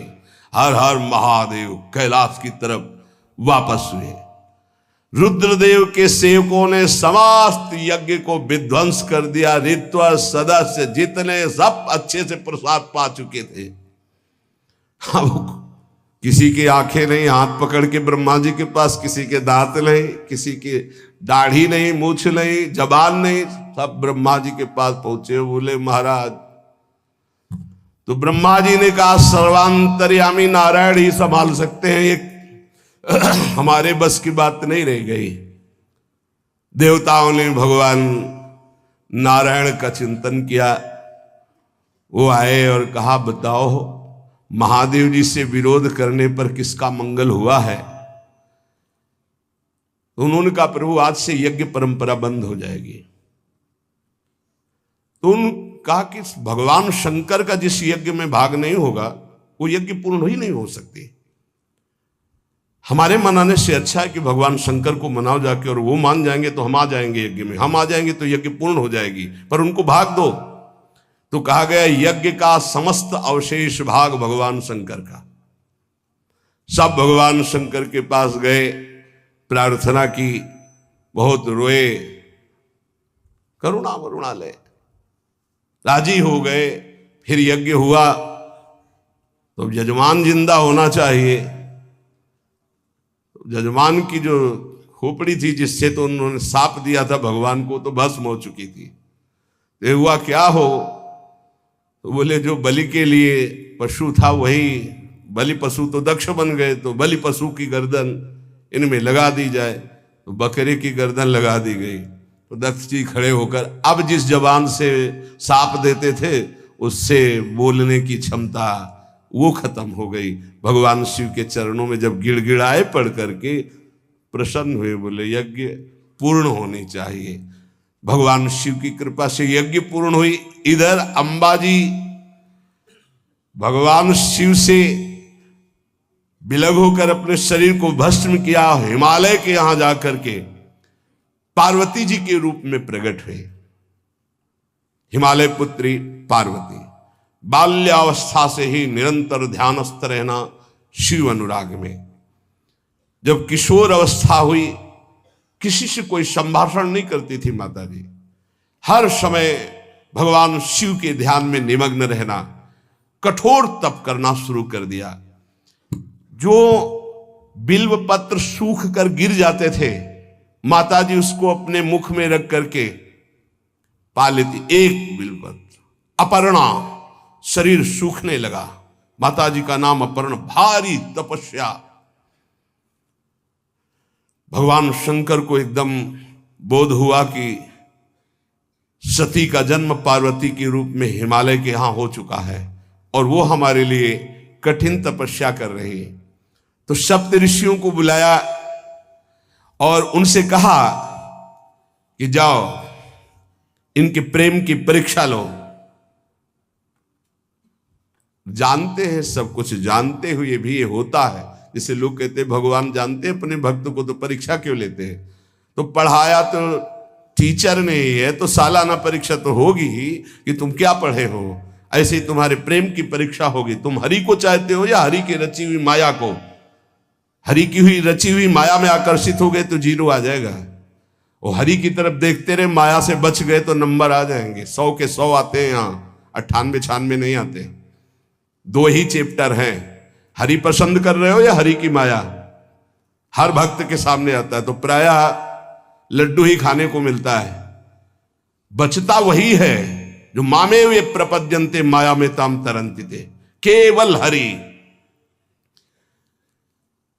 पार्वती पहि जाई तुम प्रेम परीक्षा लेहु, गिरिहि पेरि पठयहु भवन दूरी करेहु संदेहु। हे सप्तऋषियों, जाओ हमारी आज्ञा है, पार्वती की प्रेम की परीक्षा लो। यदि पास हो जाएं तो उनको तपस्या से निवृत्त करो। बोलो महादेव जी प्राप्त हो जाएंगे। जाओ भवन को चली जाओ, तपस्या की आवश्यकता नहीं। ऋषियों ने जाकर के पार्वती जी को देखा, मानो मूर्तिमान तपस्या विराजमान हो, अस्थिमात्र हुए रहे शरीर, सूखे पत्ते बिल्व के। मुनि बोले, हिमांचल नंदिनी, इतना कठोर क्या प्राप्त करना चाहती हो? किसकी आराधना कर रहे हो? तुम्हारा लक्ष्य क्या है? यदि हम सुनने के अधिकारी हों तो आप कृपा करके बता सकती हैं। पार्वती जी ने कहा, मन बड़ा सकुचाता है आपसे ये बताने में। आप लोग कहीं मेरी हंसी ना उड़ा दें जो मेरा लक्ष्य है। मैंने भी बहुत सिखाने की कोशिश की, लेकिन मेरा मन नहीं मान रहा, हठ पकड़ लिया है। क्योंकि मेरे गुरुदेव ने मुझे जो आकर के बचपन में बता दिया, मैं वही हृदय से स्वीकार कर ली। मनु हठ परा सुनई न सिखावा, चहत बारी पर भीति उठावा। नारद कहा सत्य सोई जाना, बिनु पंखन हम चाहि उड़ाना। मुनियों, वैसे आप भी हंस दोगे। ऐसा लगता है जैसे हम भारी प्रबल धारा में बालू का बांध बनाना चाहती हैं। कहां भगवान शिव और कहां मैं? मेरी गुरुदेव नारद ने बचपन में आकर के कहा, तुम्हारे पति देवाधिदेव महादेव होंगे। बस मैं तब से अपने पति की प्राप्ति की आराधना कर रही हूं। पता नहीं आप मेरी बात सुनकर हंसेंगे कि मानो बिना पंख के मैं आकाश को छूना चाहती हूं। ऋषि हंस पड़े और कहा, बात तो सही है, पर्वत से उत्पन्न हुई हो तो इसलिए तुम्हारी बुद्धि भी हमें लगता है जड़ ही है। नारद के उपदेश से आज तक किसी का घर बसा है?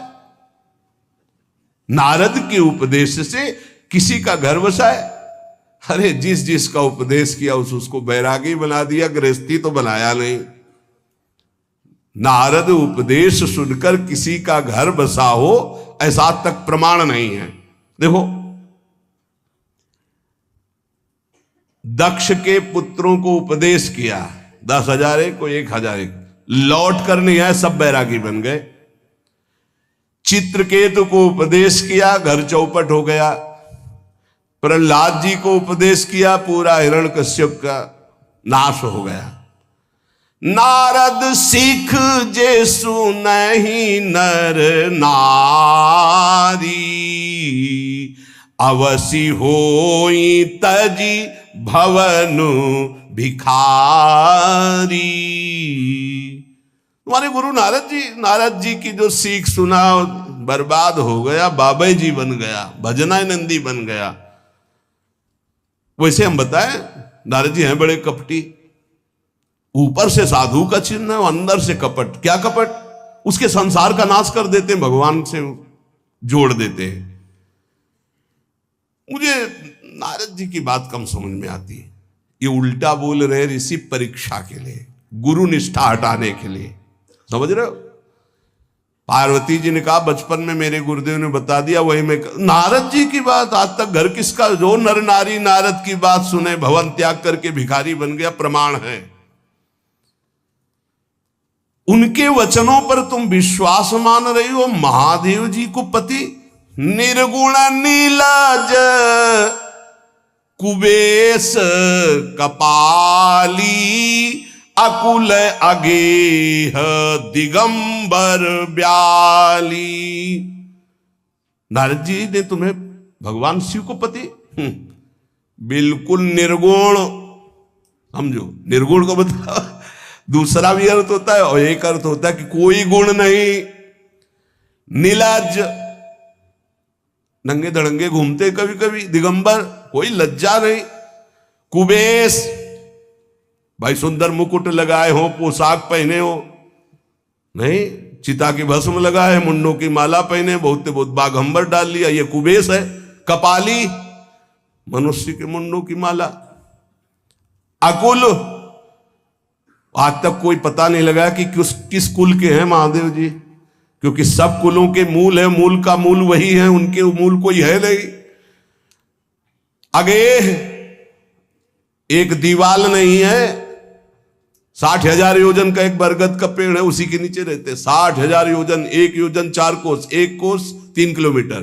कितना बड़ा वटवृक्ष कैलाश में, एक वटवृक्ष जिसके नीचे रहते 60,000 योजन का। 6 ऋतुएं शोभा देती उसी वटवृक्ष के। और कोई घर तो है नहीं महादेव जी के। और आभूषण भूल मत करना, बड़े बड़े विषैले सांपों का आभूषण कोई सोना चांदी नहीं पहनते महादेव जी। हमें लगता है ऐसा दूल्हा के लिए ऐसा तप।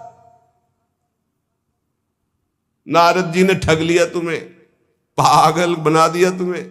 देवाधिदेव महादेव के सुनो, इन्हीं ने शिक्षा दी थी सती को।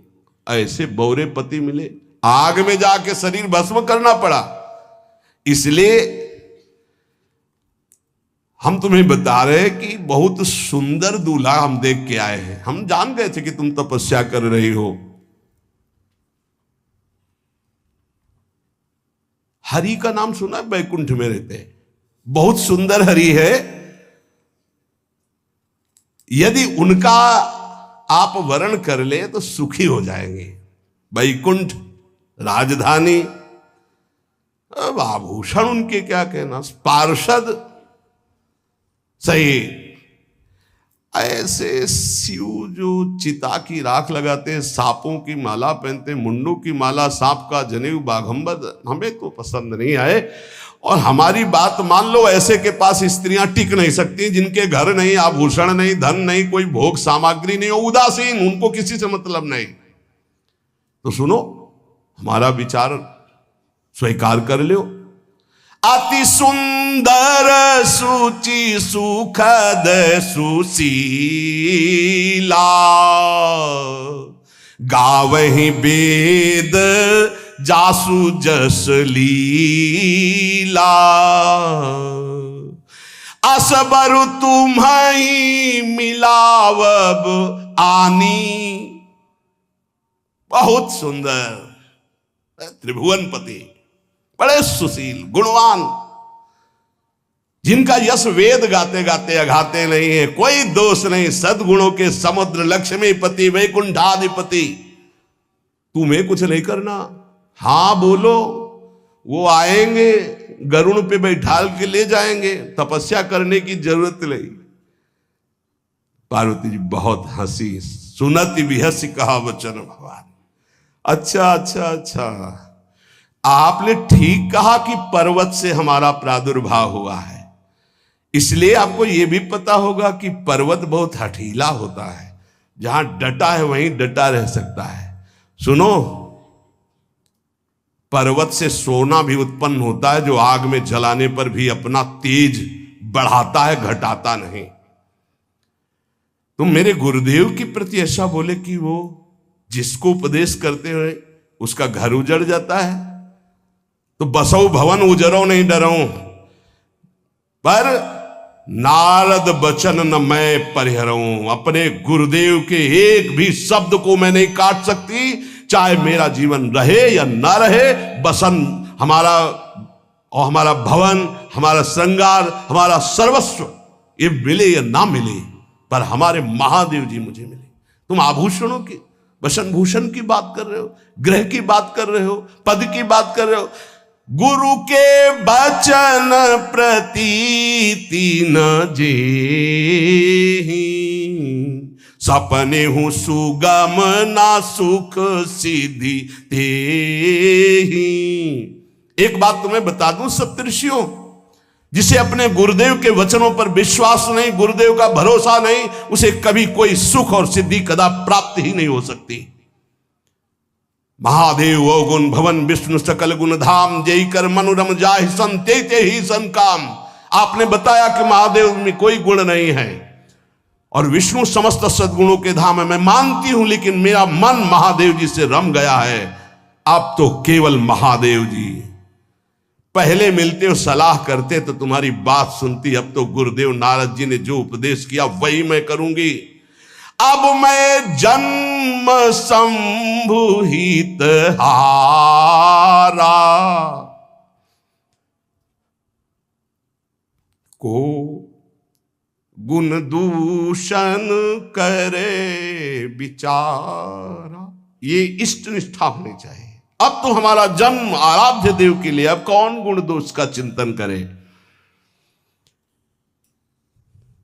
जन्म कोटि लग रगर हमारी, बरऊं शंभुनता रहूं कुमारी।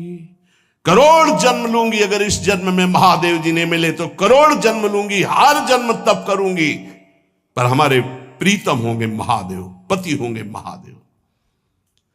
तजऊ न नारद कर उपदेशु, आप कहीं सत बार महेशु। हजार बार आकर के, सैकड़ों बार आकर महादेव जी भी कहें कि अपने गुरुदेव के वचन छोड़ दो, तो मैं अपने गुरुदेव के वचनों का त्याग करने वाली नहीं। आप जा सकते हैं, बहुत जगत में कुंवारी कन्याएं और कुंवारे वर हैं, उनका ब्याह करा दीजिए। मेरी तो केवल एक ही बात रहेगी, हर जन्म महादेव जी के लिए। समस्त सप्तऋषियों ने साष्टांग दंडवत की और कहा, जगदम्बा आप नित्य शिव की अर्धांगिनी, भगवान शिव ने ही मुझे भेजा था आपकी परीक्षा के लिए। जाओ, भगवान शिव सब जान रहे हैं, ब्याह पक्का, अब आपको तप करने की जरूरत नहीं है।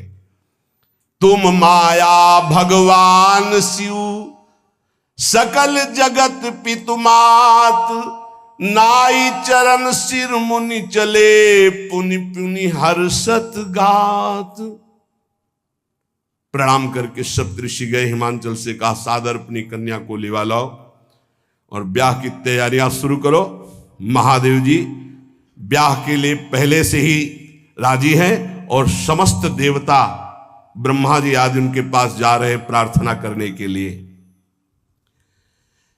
इधर जब पार्वती जी को लेकर हिमालय अपने घर पे आते हैं, तब भगवान विष्णु, समस्त देवता, ब्रह्मा जी कैलाश पहुंचे, जहां भगवान शिव विराजमान थे। सबने स्तवन किया और कहा, प्रभु बहुत दिन से एक लालसा है, सकल सुरन के हृदय शंकर परम उछाहु, निज नैनन देखा चाहे नाथ तुम्हार विवाह।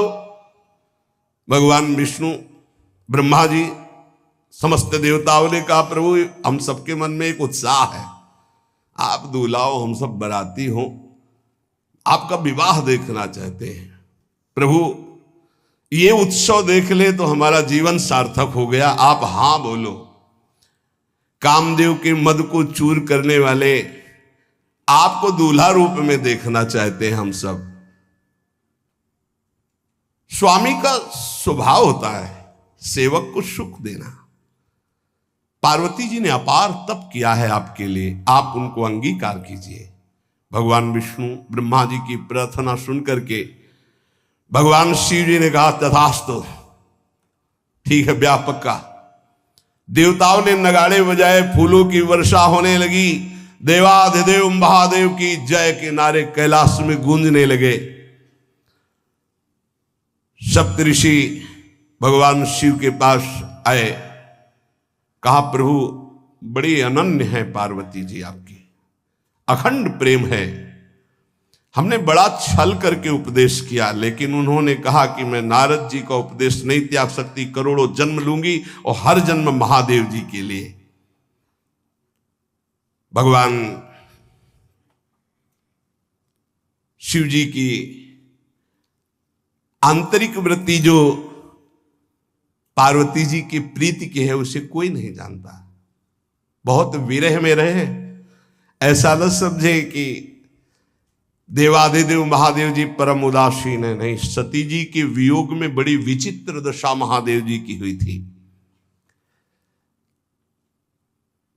सप्तऋषि फिर गए पार्वती जी के पास और कहा भी बीच में घटना घट गई, कामदेव गया था महादेव जी की समाधि को भंग किया, तो महादेव जी ने कामदेव को भस्म कर दिया, तो अब ब्याह का मतलब क्या रह गया। भवानी ने कहा तो तुम क्या अभी तक भगवान शिव को कामयुक्त देखते थे क्या? क्या तुम समझते हो तुम्हारे जान काम अब जा रहा, अरे अब लग शंभु रहे सभिकारा। तुम्हारी नजर में अभी तक भगवान भिखारी थे और अब काम को भस्म किया है। अरे हमने भगवान शिव की आराधना की, हमरे जानी सदा शिव जोगी, अज अनवद्य अकाम अभोगी। मैंने तो शिव को सदा ही योग संपन्न ब्रह्मबोध देखा है। वचन और कर्म से, मन से मैंने यदि भगवान शिव को अपना स्वामी माना है, योगी, अजन्मा, अनिंद्य, काम रहित, भोगहीन, तो निश्चित मुझे प्राप्त होंगे। भगवान शिव के पास फिर सप्तऋषि गए, बोले प्रभु गजब की निष्ठा है, केवल आपके प्रति प्रेम है। ब्रह्मा जी ने लगन रची, सप्तऋषियों को बुलाया और कहा ब्याह दोनों तरफ, ये लड़की पक्ष की लगन, ये वर पक्ष की लगन।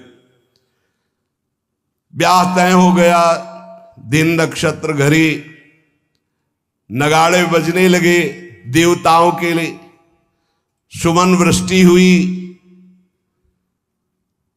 ब्रह्मा जी ने सबको बुलाया, हिमालय ने सबको निमंत्रण दिया, बड़े बड़े पर्वत भेंट लेके आ रहे हैं, बड़े बड़े रसनिधि समुद्र भेंट लेकर के आ रहे हैं। वहां भोजन पान के लिए हिमालय के पास कोई कमी थोड़ी थी, रस की नदियां बह रही थी, विविध प्रकार के रस, विविध प्रकार के फल, विविध प्रकार के भोग वहां सब व्यवस्थित किए जा रहे हैं। ब्रह्मा जी ने कहा देखो, सबसे पहले नारायण की समाज रहेगी, दूल्हे की नहीं रहेगी, नहीं तो गाली ही पड़ेगी। हिमालय के यहां प्रवेश पाने के लिए बरातियों में सबसे पहले नारायण, फिर देवराज इंद्र का परिकर, वायु देवता, अग्नि देवता, सबसे पीछे दूल्हा की बारात। बात तय हो गई। ऐसे ऐसे सब लगे संवारन सकल सुर, वाहन विविध विमान, हो ही सगुन मंगल सुबद, करहीं अप्सरा गान। सब अपने अपने वैभव संपन्न सब तैयार हो रहे हैं। बोले महाराज दूल्हे को तैयार किया जाए। शिव ही शंभुगन करहीं सिंगारा,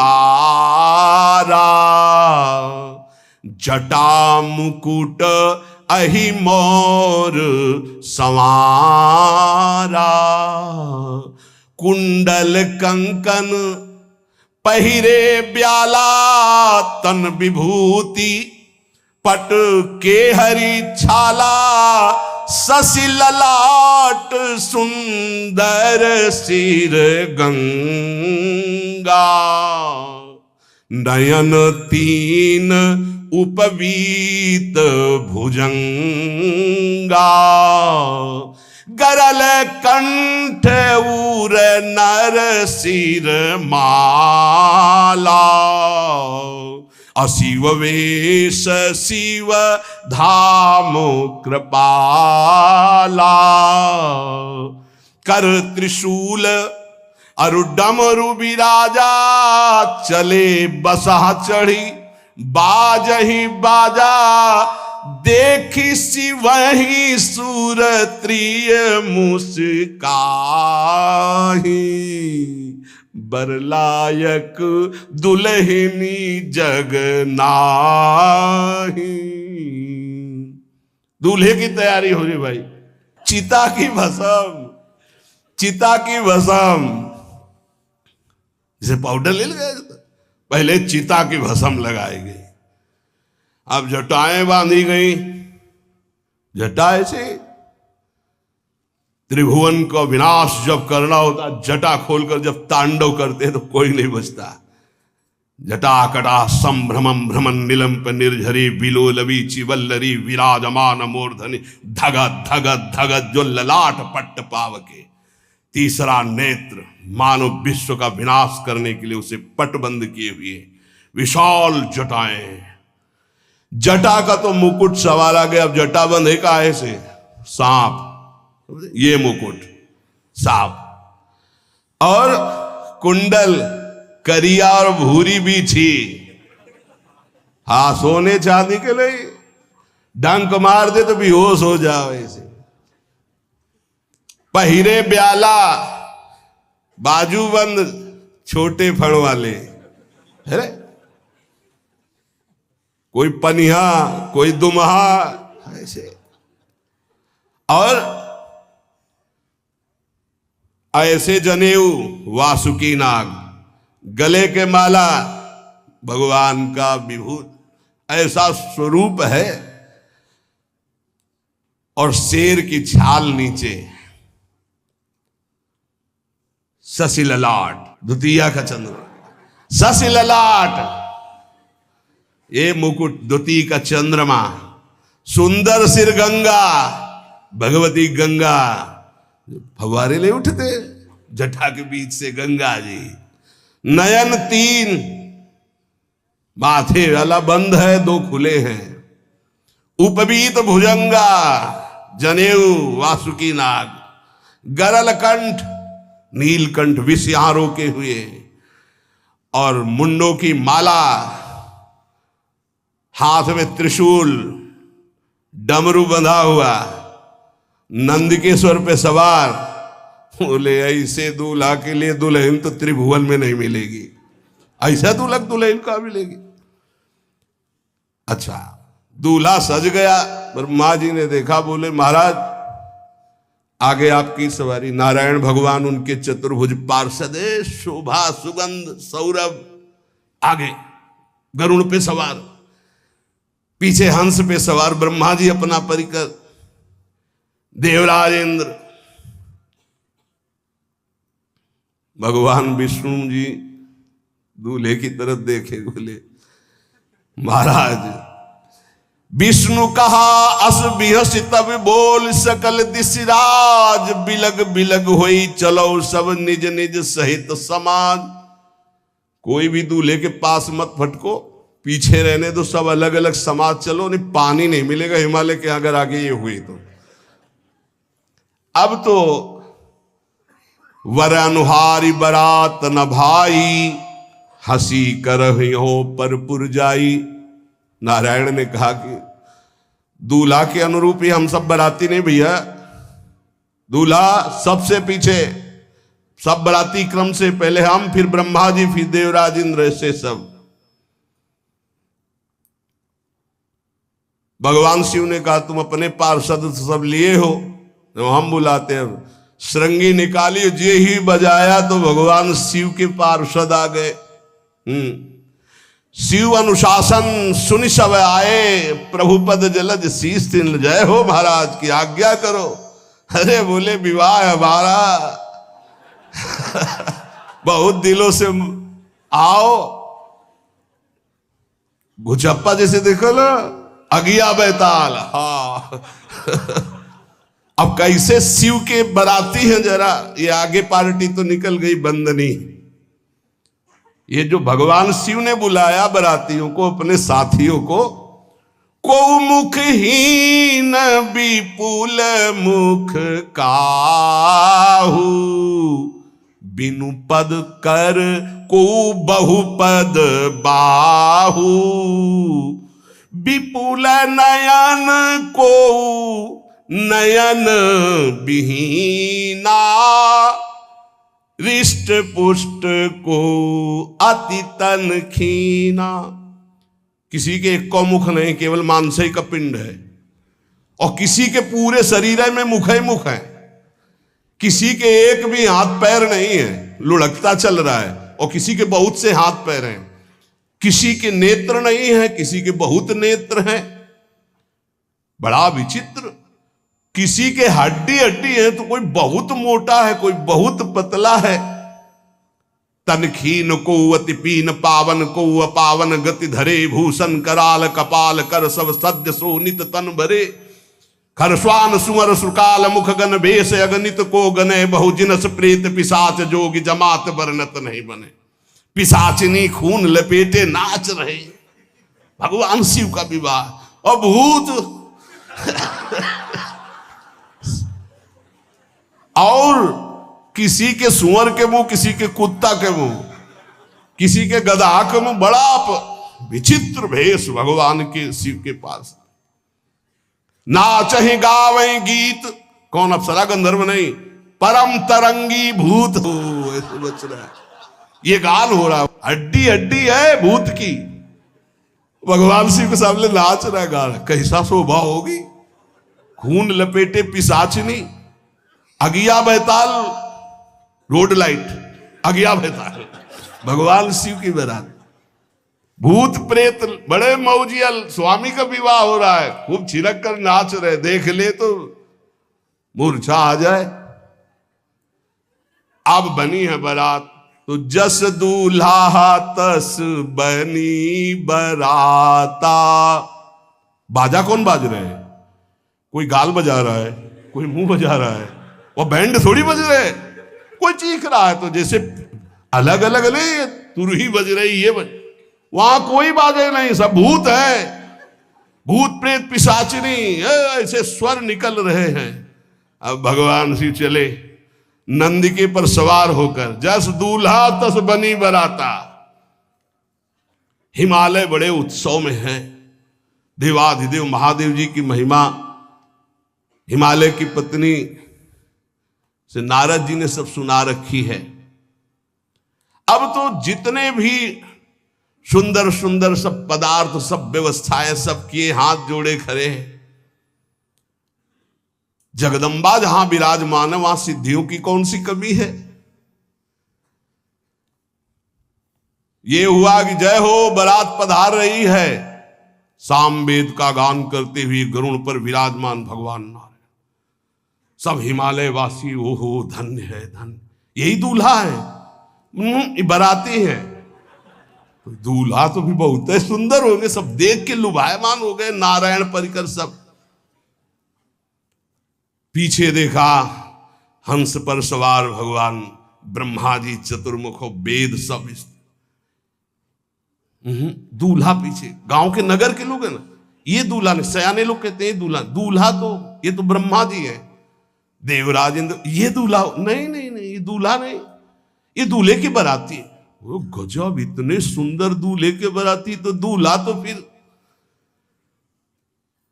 बहुत हृदय में आनंद है, उत्साह है। नगर की बालक बालिकाओं, नौबधुओं को ऐसे देख रहे, दूल्हा कौन है ऊपर से चले। जब सब निकल गए तो बहुत हृदय में आनंद था कि अब दूल्हा के दर्शन होंगे। जोई दूल्हा की पार्टी आई, शिव समाज जब देखन लागे, भीतरी चले बाहन सब। जितने अगवाली कर ले आए थे, धोती संभाल के जान बचा के भागे। जो बड़े बूढ़े थे, जो महिमा सुने थे, वो धरि धीरजु ताहा रहे सयाने, बड़ी हिम्मत करके रुके कि शिव हैं। लेकिन जो नौजवान बालिका, बालिकाएं, बूढ़ी, नौबहुएं, ये को वहां मंगलाचार में नहीं टिकी, सब अगवानी पे भाग पड़ी। धीरज धर करके बालक घर में पहुंचते, जवान पहुंचते, बहुएं, क्या बात है, तुम लोग भयभीत क्यों हो गए, कोई घटना घटी क्या ब्याह में? कहीं काह कही जाई न बाता, ये जमकर धार की धो बरियाता।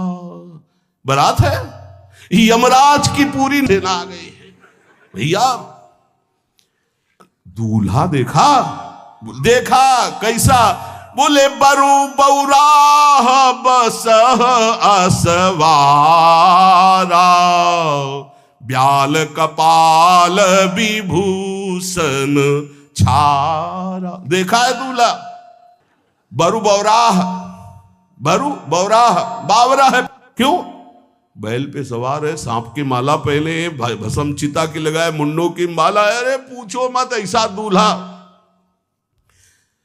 दूल्हे के सरी तन छार ब्याल कपाल भूषण नगन जटिल भयंकरा, संगभूत प्रेत पिशाच जोगिल बिकट मुख रजनी चरा। जी के लौट के बता रहे, भाग्य मनाओ, जो जियत रहा है बारात देखत, पुण्य बढ़ते ही कर सही। जिंदा लौट आए, बड़े पुण्य समझो, जो बारात देख ले वो जिंदा रह जाए, बड़े भाग्य तिनके।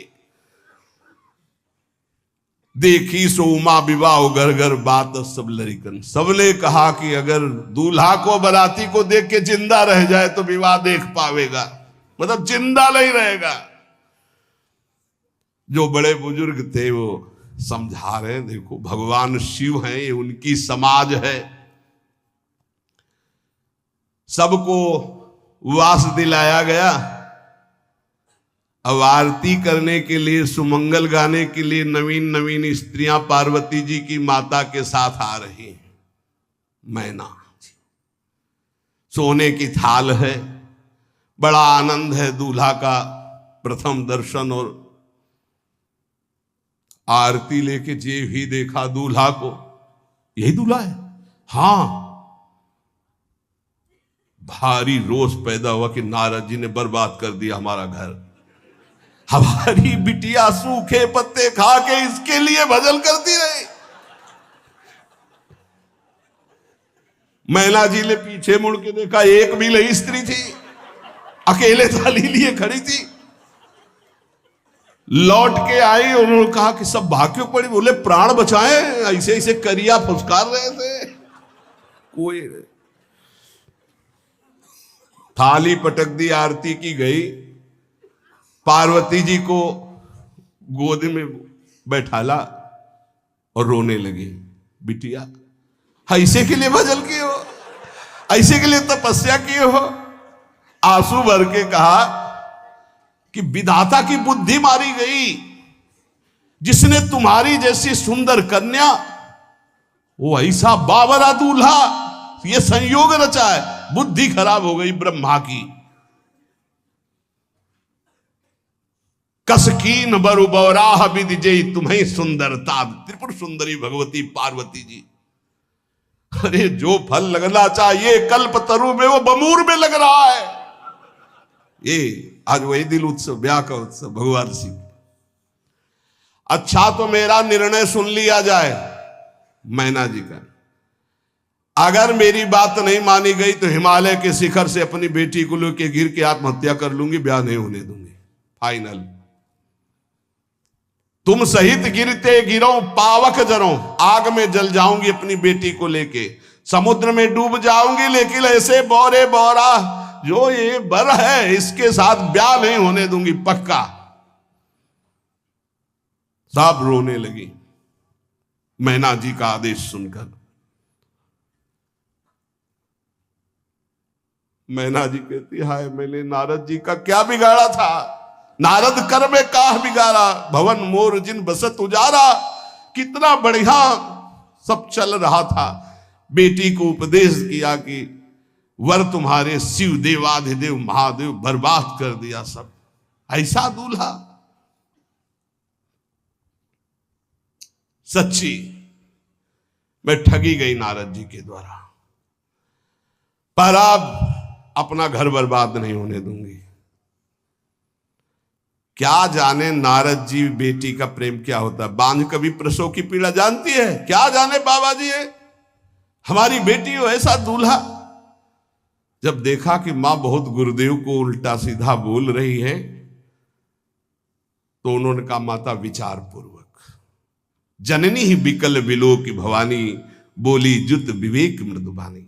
मां विचार पूर्वक, तुम क्यों ऐसा आलाप कर रही हो? अगर मेरे भाग्य में ऐसा पति लिखा है तो तुम टाल नहीं सकती। कर्म लिखा जो बाउर नाहू, तो कत दोष लगाई काहू। तुम सन मिटे की विधि के अंका, व्यर्थ लेहु जनि मातु कलंका। मां मेरे भाग्य में ऐसा ही लिखा है, आप व्यर्थ में क्यों रो रही? जब पार्वती जी की ऐसी करुण बात सुनी तो सब स्त्रियां रोने लगी, विधाता को दोष लगा रही। नारद जी के पास हिमालय गए, बोले हम तो संभाल लेंगे, घर में सब गड़बड़ हो गया। अरे इनको समझाते कि ठीक से आते, कैसे आए हैं ये, जैसे विनाश कर ले आए हो। अरे ब्याह कर ले आए, घर में सब बिगड़ गया, मैना बिखर गई, ब्याह बंद, अब नहीं होगा, संभालो जाके। नारद जी गए और जाकर के मैना को कहा देखो ये इनका बाहरी रूप है, ये जो आपके यहाँ पार्वती के रूप में जन्मी, ये नित्य इनकी अर्धांगिनी सती है जो यज्ञ भवन में शरीर छोड़ करके आपके यहां जन्मी, ये इनकी नित्य संगिनी है। आप ऐसा शोक मत कीजिए। नारद जी विविध प्रकार से माता को समझाया। इनके द्वारा एक भ्रम हो गया था तो इनको शरीर त्यागना आवश्यक हो गया। जब भगवान श्री राम सिया जी के लिए हे खग हे मृग हे मधुकर श्रेणी तुम देखी सीता मृग नैनी ऐसा पुकार रहे तो भगवान शिव ने प्रणाम किया और सती जी के मन में संशय हुआ। सती जी ने सीता वेश धारण किया। जब भगवान शिव ने जाना तो उसी समय त्याग कर दिया था कि अर्धांगिनी रूप में अब कभी स्वीकार नहीं करो, क्योंकि पूज्य माता का रूप आपने धारण किया। तो मूल बात ये थी, इसीलिए योगाग्नि में जाकर शरीर को भस्म कर दिया और आपके यहाँ पार्वती जी के रूप में जन्मी है। जब नारद जी ने बताया कि आप बिल्कुल धैर्य रखिए, भगवान शिव का वैभव आपने देखा नहीं, ये इनका बाहरी रूप है, समझाया मैना को तसल्ली के। बोले अभी दूल्हा रूप आपको दिखाते हैं, आप चुप रहिए। तब मैना के हृदय में कुछ शांति हुई। जितने गांव के नगर के सब लोग थे सबको सूचना पहुंची, डरो मत, भगवान शिव है, ये लीला कर रहे हैं। अभी नारद जी गए और बोले विवाह करना है कि नहीं करना? शंकर जी से कहा, बोले आए इसीलिए। बोले ये सब बंद करो आप, ये रूप से विवाह होता है? वह हमारी सारी जो बिचौलिया हमें पीट रहे हैं, हम उधर जाओ तो उधर, ये रूप हटाओ। बोले कौन सा रूप धारण करें? दूल्हा रूप धारण करो। भगवान शिव ने जे भी, बहुत सुंदर शिव है, कर्पूर गौरम जैसे चिदानंद, 16 वर्ष की अवस्था, हाथ में दर्पण और अद्भुत मुकुट धारण किए हुए, जटाएं ढकी हुई, गौर वर्ण, वो सुंदर रूप जो देखे सो मोहित हो जाए। ध्याये नित्यम महेशम रजति किरणिभम चारु चंद्रावतन सम। कैसा सौंदर्य रूप महादेव जी का। चलो अब जो जेवनार के लिए सब शुभ नववधुएं सब मैना जी को बुलाया, देखो दूल्हा आ रहे हैं, एक एक कदम ऐसे चल रहे, संभाल संभाल के जैसे चलना सीख रहे हो। तांडव करने वाले चरण है। पर नारद जी ने को अब नहीं, नव किशोर अवस्था, हाथ में दर्पण, वो सुंदर रूप भगवान शिव का, एक एक कदम बारात में जो देखे सो मोहित। मैना ने कहा हो अहो भाग्य, ऐसे दूल्हा। बोले वही हैं जो नंदी पे सवार थे, इनके स्वरूप को जानना बड़ा कठिन है। अब जो सुंदर जीवनार हुई बरातियों के साथ भगवान शंकर की बड़े मधुर गीत गाए जा रहे हैं। मुनियों ने फिर हिमवान को लगन पत्रिका सुनाई। विवाह का ठीक समय देख करके समस्त देवता और वेद स्वयं मूर्तिमान होकर वेद उच्चारण कर रहे हैं। भगवान शिव का पाणी ग्रहण संस्कार हो रहा है। पार्वती जी जब श्रृंगार करके सभा में आई ब्याह मंडप पे, तो कोई ऐसा नहीं था जो देखकर मोहित न हो गया हो। त्रिपुर सुंदरी अम्बा है, लेकिन सब ने उनके श्री चरणों में सर झुकाया, क्योंकि जगदात्मा महेश पुरारी जगदम्बिका जानि भव भामा सुरन मनन मन कीन प्रणाम। ऐसा सुंदर रूप अम्बा जी का त्रिपुर सुंदरी है। जब वो दुल्हन रूप में पधारी, कोई भी ऐसा नहीं था जो एक बार देखकर मोहित न हो, पर सब श्री चरणों में, क्योंकि जगदम्बिका है, भगवान शिव की आद्या शक्ति है। सुंदरता मर्जाद भवानी जाय न कोटि बदन बखानी। करोड़ों मुखों से यदि वर्णन हो तो इस समय जो पार्वती जी का सुंदर रूप है, नव किशोरी और दुल्हन रूप, पार्श्व में बैठे अत्यंत सुकुमार, कपूर और चांदी की तरह गौर वर्ण, एकदम तेजोमय, विशाल नेत्र, स्वर्ण आदि के आभूषण, कहीं कोई एक बिच्छू सर्प कुछ नहीं, बिल्कुल नव किशोर राजकुमार स्वरूप भगवान शिव पार्वती का मन रूपी भौरा शिव जी के रूप को देखकर लुभायमान हो रहा है। आज्ञा भई, ब्याह प्रारंभ हो। आश्चर्य की बात, गणेश जी का पूजन सबसे शुरू हुआ। लियो, मुनि अनुशासन गणपति पूजे शंभु भवानी गणानान्त्वा गणपति ग्वंघवामहे प्रियानान्त्वा प्रिय। लियो, बोले गणेश जी और पार्वती जी के मतलब पुत्र का भावातल कि वो जो उट्टल लगा रही थी उसी से ये आदि गणेश है, ये आद्य गणेश है। जैसे आदि ब्रह्म, जैसे आदि ब्रह्म स्वरूप ये गणेश है। भगवान शिव और पार्वती जी ने प्रथम गणपति पूजन किया। मुनि अनुशासन गणपति पूजे शंभु भवानी को सुनि संशय करे जनी। ये अनादि जी जान, कोई संशय मत करना कि वो पुत्र है जो पार्वती जी से प्रकट हुए। बोले नहीं, ये अनादि गणपति का पूजन हो रहा है जो ब्रह्म गणपति है। जस विवाह कै विधि श्रुति गाई महामुनिन सो सब करवाई। गही गिरीश कुश कन्या पानी भवई समर्पी जानी भवानी। पाणी ग्रहण संस्कार किया, कन्यादान। ये बहुत बड़ा गृहस्थ धर्म में परम पावन है। देखो, जो हमारी पूर्व धर्म मर्यादा की संस्कृति कितनी पावन संस्कृति है, जिसको आज हम भूलते चले जा रहे हैं, मनमानी आचरण करते चले जा रहे हैं। इसलिए गृहस्थ भी सुखमय नहीं रह गया है। गृहस्थ अगर धर्म के अनुसार हो तो उसको परम पद की प्राप्ति होती, परम मंगल होता है। बहुत ये जो हमारी धर्म मर्यादा है बहुत सुख देने वाली है, लेकिन इसका प्रतिदिन उल्लंघन ही होता जा रहा है।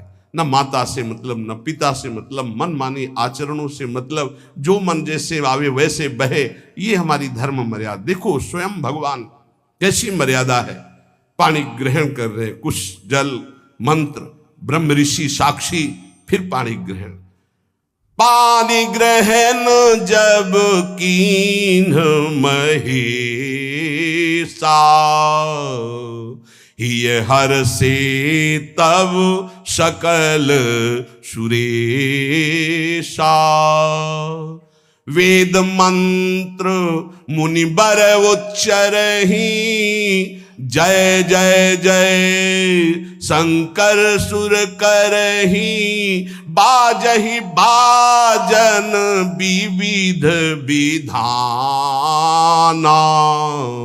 सुमन वृष्टि नभ भय विधि नाना। जिस समय पाणी ग्रहण भगवान देवादिदेव महादेव और अम्बा पार्वती का हुआ, समस्त देवता मुनिगण वेद मंत्रोच्चारण करते हुए जय हो जय हो जय हो, विविध बाजे बज रहे, पुष्पों की वर्षा हो रही। हर गिरजा कर भयउ बिबाहु, सकल भुवन भरी रहा उछाहु। भगवान शिव और पार्वती जी का विवाह संपन्न हुआ। बहुत कुछ श्री चरणों में भेंट रख करके हिमांचल ने प्रार्थना की, प्रभु आप तो कृपा के समुद्र हैं, अगर मेरी पुत्री से कभी कोई गलती हो जाए तो क्षमा करना। नाथ मामम प्रांशम ग्रह किंकरी करेहु, क्षमेउ सकल अपराध हुई प्रसन्न वरुदेव। हे शिव, आपसे एक ही प्रार्थना है, मेरी पुत्री अबोध है, कभी कोई गलती कर दे तो हे नाथ मैं क्षमा चाहता हूं, मेरी पुत्री से कभी आप रुष्ट मत होना। बहुत प्रकार से भगवान शिव ने उनको आशीष दिया, ढांढस बंधाया। फिर भगवान शिव और उमा आनंद पूर्वक कैलाश पधारे।